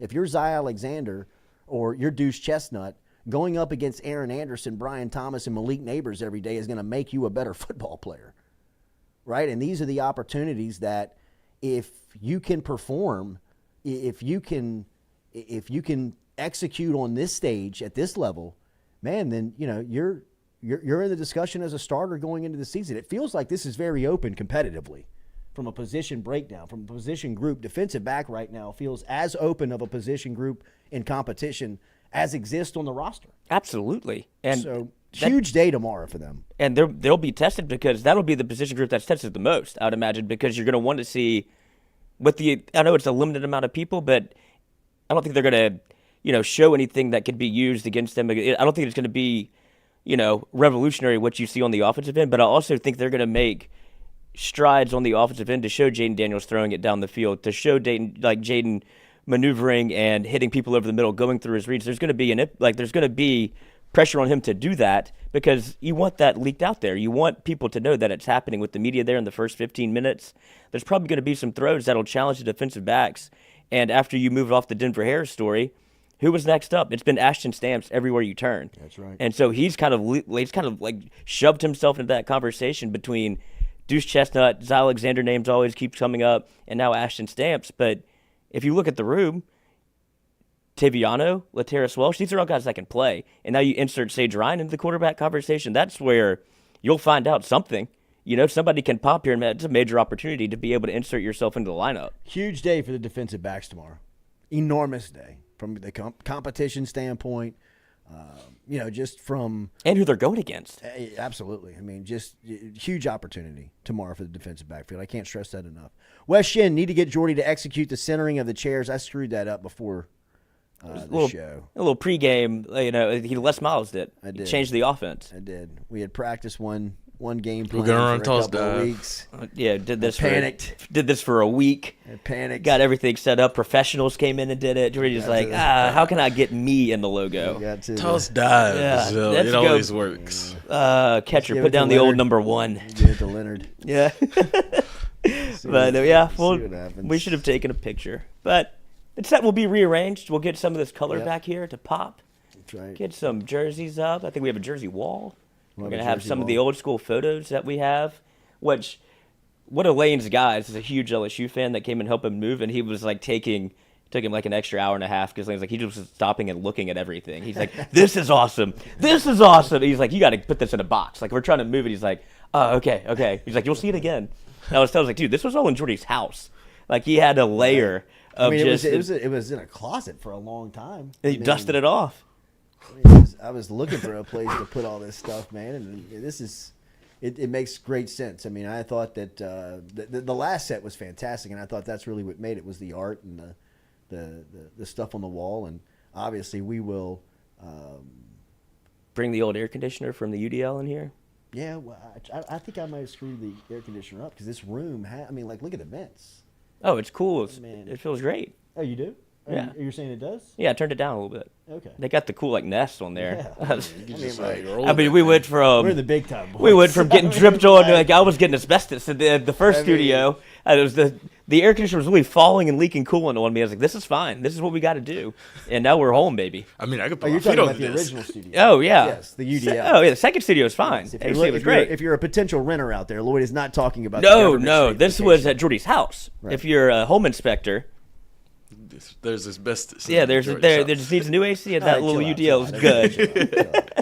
Little J is going to come out with third leg. That's right. How's that look? Literally. Runs in the family. That's my boy. Big man on campus. The new kid, huh? We don't shower in groups here? Remember Katie's Restaurant, Katie's in Mid-City, katie'sinmidcity.com. You can find them online. Katie's been around since 1984. Trusted down in New Orleans. Really, if you want to check them out. Restaurant Week happening down there last week. It's been fantastic for them, and we've been reminding you about their new Sunday hours. 10 a.m. to 6 p.m. They are embracing football season over at Katie's in Mid-City. They're on Iberville Street down in New Orleans. As we said, been around since 84. Online, katie'sinmidcity.com. katie'sinmidcity.com is where you can find them online. Fantastic menu. Sister Restaurant in Francesca's, which is located over in Lakeview. But you can always get all the information online at katie'sinmidcity.com. Appreciate you being here on day one. Come back with us. We'll close it out here on the Jordy Culotta Show, as always, built by R&B Builders. My man, Matt Markway.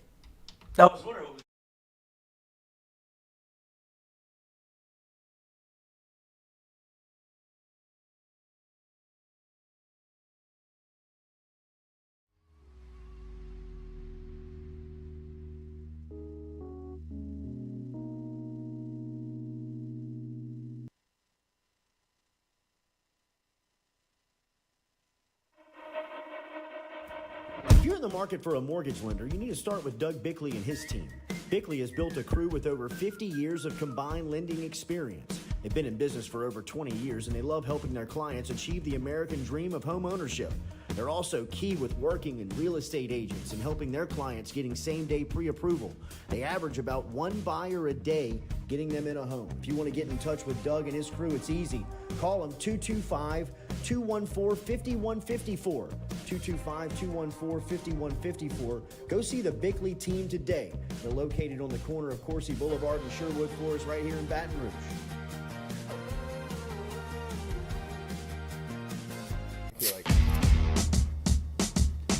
Is it time to wash your house or business? Call the pros at Hydro Wash today. Get them out with their low-pressure, soft-washing cleaning approach. From commercial buildings, rooftops, and residentials, Hydro Wash is ready to get your place shining. Find them on Facebook or call Curtis at 225-933-7068. Take it from me, Hydro Wash came by and made my house look like new. What was best was the professionalism. They picked up everything, made the clean, and then put everything back to where it belonged. Get in touch with Curtis today. Call him at 225-933-7068 or find Hydro Wash on Facebook. What's up? What's happening? Chilling with a couple of cool guys. You? Chilling and watching some tube. Hold on. Did you do it? Hold on. Did you do it? Roof's up. Hold on. Roof's up. Roof's up. Roof's up. Hold on. Hold on. Hold on. Beautiful roof every single time. True. True. At Ochsner, we know healing is a team sport.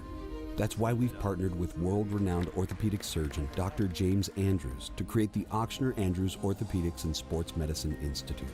Whether you're a professional athlete or a weekend warrior, our team of specialists are dedicated to getting you back in the game. So whatever your reasons are for reaching your personal best, we've only got one.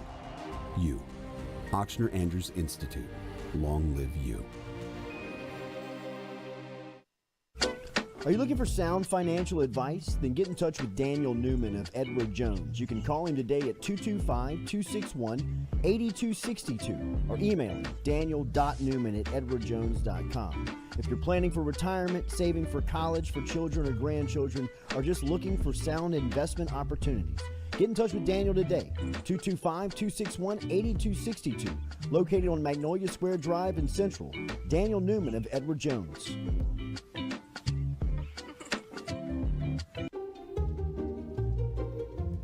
You can't put the cart before the horse.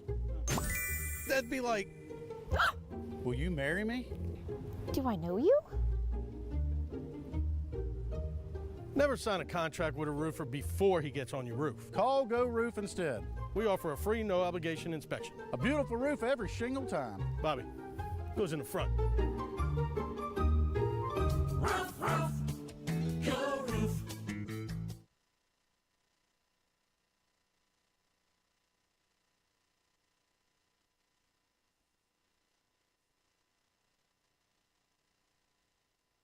Hey, my bad, y'all, today. I got out my character, and I know most of y'all look at me for a leader, so I can't be doing this for y'all, boy. Y'all can expect me to be 100, you heard me? No more talking. Only talk when my boy's going good or with some good going on. I got real love for the game, and I got real love for y'all, and I just want y'all to know that. Hey, my bad, y'all, today. Bernsey, leader. Baton Rouge kid. You heard me? As good as they make them, man. I'm telling you. Major Burns is a great dude. I told you, me and Lil Jay went out to practice last Saturday, and Major Burns was running in between drill to drill and stopped and shook Lil Jay's hand and he just gets gave it. him a little, welcome in, kid. You know what I mean? Like the rest of the day. Glowing, floating. I can't wait to play safety at LSU. Yeah, okay. You know what I mean? I think I'm going to be number 7. Okay. I'm like, no doubt, bro. 2032, y'all are going to be loaded in the defensive backfield. I'm sure he's going to be an offensive analyst. I mean, like, let me tell you to use my boy. All because Major Burns dapped him up one day at practice. Just floating. I mean, just hey, Lil Jay was a hell of a recruiter for LSU. Clouds. Oh, you can't blame him, but that's what I think. Major Burns. Obviously, you saw how the recruitment went under Ed Orgeron, where he wanted to be at LSU so badly. Yeah, he did. Gets the Georgia offer. Almost feels like he has to go. And as soon as the door even cracked to come back to Baton Rouge, he kicks it Oh in. man, let the national champs. Yeah, He knew. I mean, he was in practice every day. Yeah. He knew that roster. He knew that they were what they were about to do. I mean, he knew how good they were about to be. And as soon as the phone rang, the text message came through. I mean, he withdrew from school and he was done. Mm-hmm. Like he was like, I'm going home. I'm going to LSU. See y'all. Hold on, coach. Give me 1 second. Let me get to a laptop. Let me get out of these classes. And I don't like to. I don't want to say this in the sense of I feel like when you evaluate or you analyze some players and you talk about how you would like to clone that guy just because of like what he is in the locker room and what he means to the team, somehow it like kind of discounts what he is on the field. And I don't want to do that to Major Burns just because, I mean, he is a versatile, really good player, a guy that has stepped in when LSU needed him to step in. I mean, and really has taken a lot of pressure off of the defense in a lot of ways. But from the standpoint of just leadership, character, locker room, what you, if you're a coach, just would like kind of cross your fingers and hope you're getting in, you know, the majority of your roster is who Major Burns is. And not just as a football player. I mean, I remember we had a watch party for the national championship, the Georgia national championship game last season, Georgia versus Alabama. We had a watch party at the studio, and Major Burns was one of the players that came through, him and Jaquelin Roy. And I had met Major while, you know, just kind of him being, he was so good in high school at Madison Prep. I mean, it really was crazy that he didn't get that offer from LSU. I'm not here to, you know, but it was like, man, what else can a guy do? I mean, he was so good at Madison Prep. He didn't get the offer. Georgia offers him, right? And I think, you know, I mean, Georgia saw and wanted to build a pipeline and wanted to get into South Louisiana, and Major was good enough where you're saying, like, absolutely, take him. But, I mean, even off the field, like, I mean, meeting him at that, you know, seeing him again at the watch party, and, like, you knew immediately. Like, he lights the room up. Mm-hmm. He took the show over. I mean, as soon as he walks into the room, and it didn't even necessarily have to be on camera, right? Like, I mean, before he even recognized that it was live, we were on camera and all this stuff, I mean, it was... He was bebopping around the whole introducing studio. himself. Yeah. What do you do? Where are you from? How are you? You have kids? I mean, just like... Oh, it's lit. Yeah, I mean, it makes him just so endearing. I mean, it's so easy to talk to. And if he's the leader on your team, it makes a ton of sense. Right? And, I mean, because he's probably first on the call list of... A locker room in a college football has 85 guys. There's 105 guys adding walk-ons to the mix. He's probably first on the call list, and I'm just guessing here. I would say 60 guys in the locker room. 50, 55 guys. Somewhere in between that number.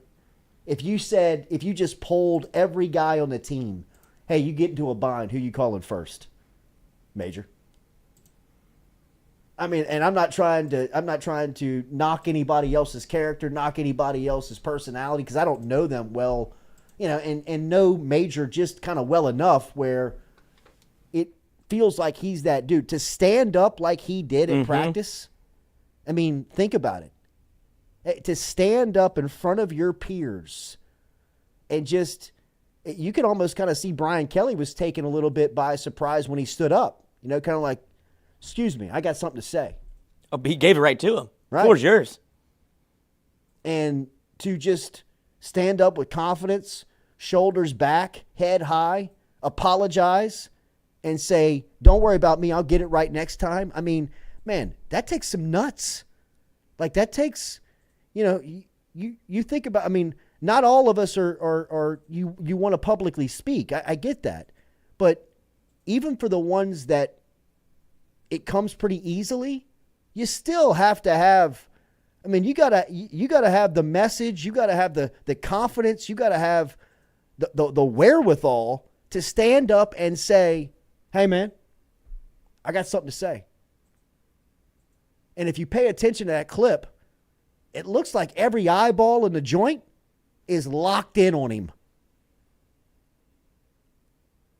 I mean, that's what leadership looks like. That's natural stuff, man. You know, you can't coach that stuff. You almost can't teach that stuff. It's innate. It's feel. You have it or you don't. And when you have it and you're a standout player, like Burns is, that's the stuff that can light the whole locker room up. I mean, that's the stuff that, you know, that's the Kobe story with the Redeem team. When they're all coming in from the club and Kobe's got the bag around the chest walking into the gym to go work out at 5 a.m., that changes the whole personality of the team. By the next Wednesday, the whole group was working out at 5 in the morning with him. Even Carmelo. I ain't waking up at 5. And he was like, I mean, I wasn't trying to wake up at 5. But he had to. I mean, like, you're the only one not. Yeah, right. I mean, before you know it, I mean, like Paul George is down there, Melo. I mean, what are you gonna do, man? I mean, Kobe's he's ignited the whole team. I mean, that's the type of personality where you're like, hey man, I'm a leader, I'm doing it my way. Follow if you want. But this is how it's done.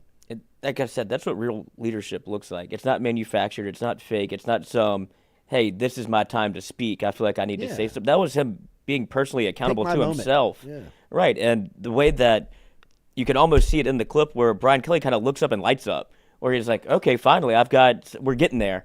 Because from all the accounts from what happened 2 weeks ago with how, you know, a lot of bitching and inner fighting with the team, you can see that they're coming out the other side of it where they're getting ready to focus on the season.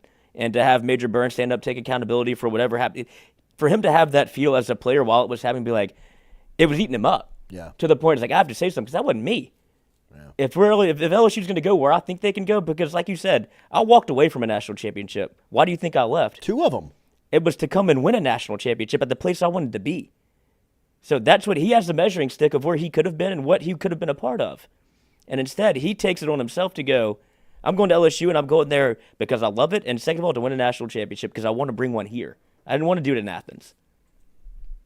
That's but all you can ask. That's 18. Yeah, it's well said. It's true.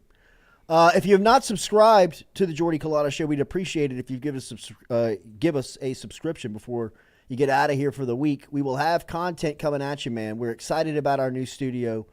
We can't tell you how much we appreciate you taking the ride with us. Everybody who has been involved in getting us here, man. As we mentioned, Todd Kepper, the artist, Murray and Claire Rogers, who helped us out with some editing and the intro. Obviously, the fellas, Stewie, Lloyd, all their hard work behind the scenes. Lane Moran, who was our sound engineer and hero, really, man, of putting this whole thing together.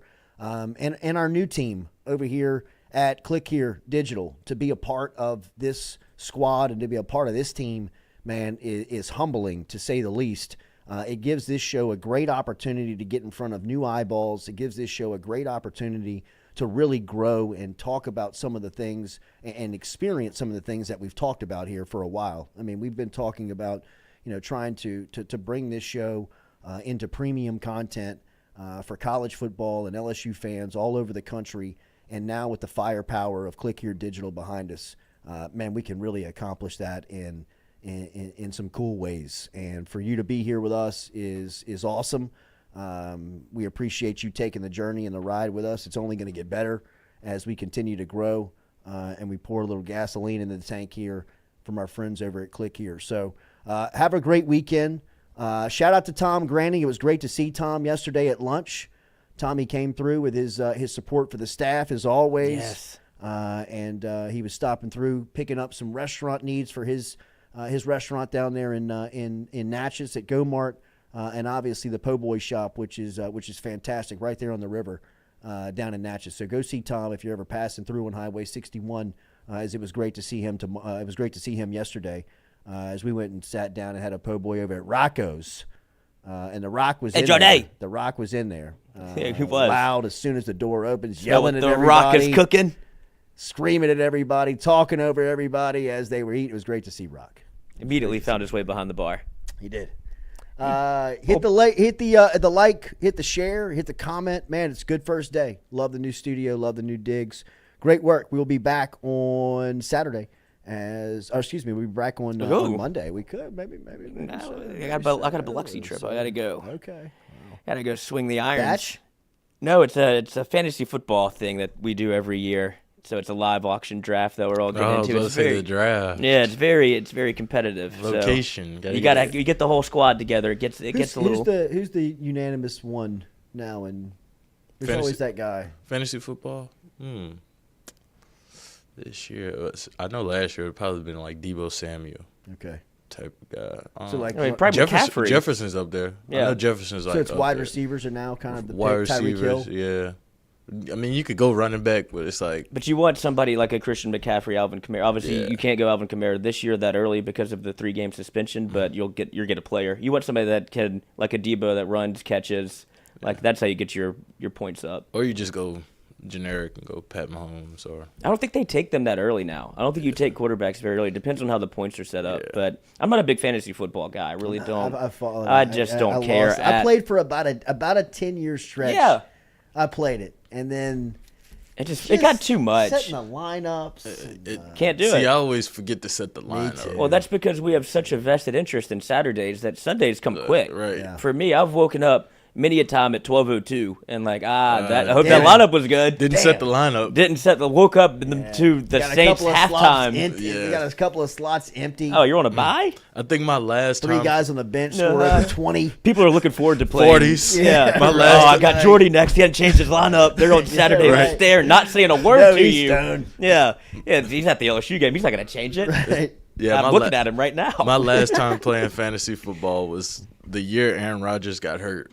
Where he's like the collarbone. Yeah, the collarbone year. That'll sour you real quick. Coach, I didn't remember. Never look at it again. I didn't remember to change my lineup for like 2 weeks, and I was like, oh back. shit, After Aaron Rodgers ain't playing. I'm out. Yeah, it's like DNP. I'm like, oh, he didn't play, huh? I'm out. God, I won it one year with McCaffrey when he got hurt, at the beginning of the year. Was that the ankle? First overall pick. I was like, McCaffrey, no doubt. Didn't play a lick. Like, gotta have him. Should have. Didn't need him, apparently. Was he on Carolina? Yeah, that was when the year after he went nuclear, where it's like McCaffrey's on the scene. Yeah. And so 1-1, I was like, oh, not a doubt. He's better than Kamara. Yeah, got a player. No, he's not. But that's your fantasy football story. I don't really care for it anymore. It's just such a burden. And then now that it's so mainstream and everybody wants to talk about it all the goddamn time, and nobody cares about your fantasy football team, dude. Nobody. It's not real. It's like your kids. Yes. It's like your kids. It's just like your kids. And if you get trapped next to somebody that starts giving you story after story after story about their kid, you're just going to give them this look like, hey, man. It's not my kid. I've got a kid, too. Yeah, like I care about my kid just as much as you care about your kid. How much do you care about my kid's first week at school? Well, do you want me to go, down the line of his schedule, give you teacher for teacher in the comments that he said about my kid? Because I don't give a damn. I didn't believe the teacher when she said it, or he said it. Right. Like, I mean, get the hell out of here. Yeah, it's the same way with fantasy football and kids and work. And that's how you know you're getting older, which is a terrifying, You become the Geico commercial. Yes. Is it Geico?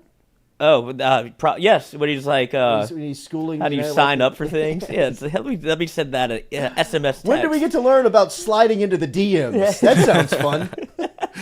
But that's how I've realized I'm getting older is because my friends are either married, have kids, or some job that they want to talk about, and it's just we don't have anything else to converse. It's like that's your whole life, and I'm still in the ether of. What's the worst place to get trapped? A plane? Oh, I would say the plane because you can't control anything. You got no out. Yeah, it's nothing you could do. I mean, you pop the headphones in. You can end a conversation on a plane relatively easily. Are you talking about with somebody you know or a stranger? Stranger. Oof. Strangers somebody I know, I'll just walk away. You got no way out. I'll just be rude. Yeah. I have been caught on the plane with a stranger, and they talked a little bit, and I just the headphones is a great play. you just pop the headphones in and just that's a great movie. Wall. That is a great wall. You can just kind of make the move. You're like, all right, nice, cool. Yeah, watch it, and then you can get the one guy that's like, "What are you watching?" It's like, "Yeah, we're not sharing headphones over here, buddy." I can't hear you. Yes, I don't want to, but I've also been a lot of the return flights to Louisiana. You always get paired up with somebody that's from Louisiana, and those are the talkers. Like when you're like, "All right, we'll talk about LSU football." It makes the time go by faster. Right. But if it's a stranger, like we're both leaving from an airport, going to a connecting flight, and it's like I don't know where you're from. Hoodie on, shades on, headphones. I don't know you. You don't know me. But those Louisiana cats, they'll sniff you out. Like, oh, LSU bag? You know, like, oh, here, how the Tigers look. And it's immediate conversation. It's like, all right. Loaded at wide receiver. Yeah. Well, you seem to Pretty know a good lot at about receiver yeah, this year. you know a lot about this. What do you do? It's like, oh, here's how we're going. Oh, shit. Oh, that's interesting. What information do you have? Yeah. What's up with Denver Harris? Oh, God. He's playing. But, yeah, I think the worst spot I is. think he gets it right. I think he does, too. He Yeah, gets it right. it's got to. I mean, he doesn't have a choice. But I think the worst place to get caught is wedding reception. Oh.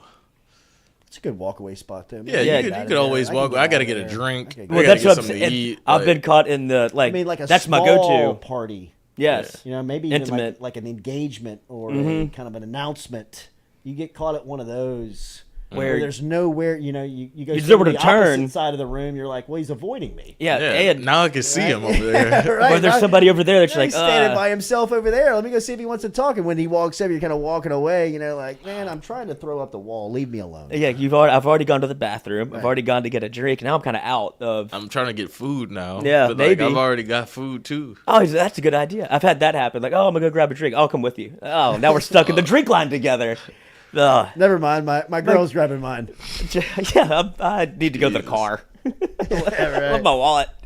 What are you doing out there? But yeah, but that's the worst scenario when you get caught in like the seventh circle of friendship of people you don't know, but you know their friend. Oh, yeah. And they're like, oh, this is like, I don't remember his name, but I I've seen him don't know this 15 guy. times. And you're just like, well, what's up, man? He's Brett's friend. Yeah. This is Brett's guy. And then you I have know to. Brent. Is it Brent or Brett? Yeah. Oh, and you've met him Either 15 way. times. And you're like, I'm just not good with names. Yeah, I'm horrible with names too. Like I'm good with faces, but the names. Oh, see, yeah. out. I'm Like, kind of a I get blur on lost. both. I am. It's just done. If you ever meet me, and if you've met me, and I feel like you feel that vibe of I don't know who, like I don't remember you, no personal slight, just reintroduce yourself, and I'll forget it again. But there's a great chance we'll have a good time. Yeah. If you leave a good impression on me, I always remember. No. I always remember the people that It's leave. it's the ADHD in me. It's all about the impression that you leave on somebody. Like I remember the people that like, you know, give you that vibe. But then some people are just like, I'm gonna forget you. Like Because in it's 2 always minutes. it's the handshake, and then I'm so bad about making sure I introduce myself. I don't listen to the person that I'm meeting, and So so it it's is. like, oh, I missed their name, and now it's too late to ask again. And That's why I'm then a big nickname guy. yeah. Sometimes you just gotta go with the nickname. Yeah. I go, if you can even Zach, but yeah. I mean- Oh no, you don't remember that time? TC. Yeah, TMZ, bro. What do you mean? shortened it even more. But yeah, that's what I'm a big. Hey man, bro. Yeah, what's up, dude. coach? Yeah, absolutely. You can get away with that for a Coach long is time. universal. Yes. I call my grandmother coach. Have a great weekend. Speaking of coach, like, share, new comment. boss seems cool. He's great. Good dude. He's awesome. Good style. Does have good style. Place is an empire, bro. I mean, this room is big. Hit the like, share, and comment. We'll be back with you on Monday morning. Enjoy your weekend. They have a Khayree. Tell recruits to let us in, where they going next? Throw up the L's, now we lit, band playing Nick. From the boot to the east to the west coast, no matter where we at, we live, mic'd up for show. Open up the phone lines, come and join the show. Make sure you tell your friends about Jordy Culotta show, yeah. Monday through Friday from 7 to 9. Yeah, you see the notification, we about to go live. We got all your favorite guests, we got them in line.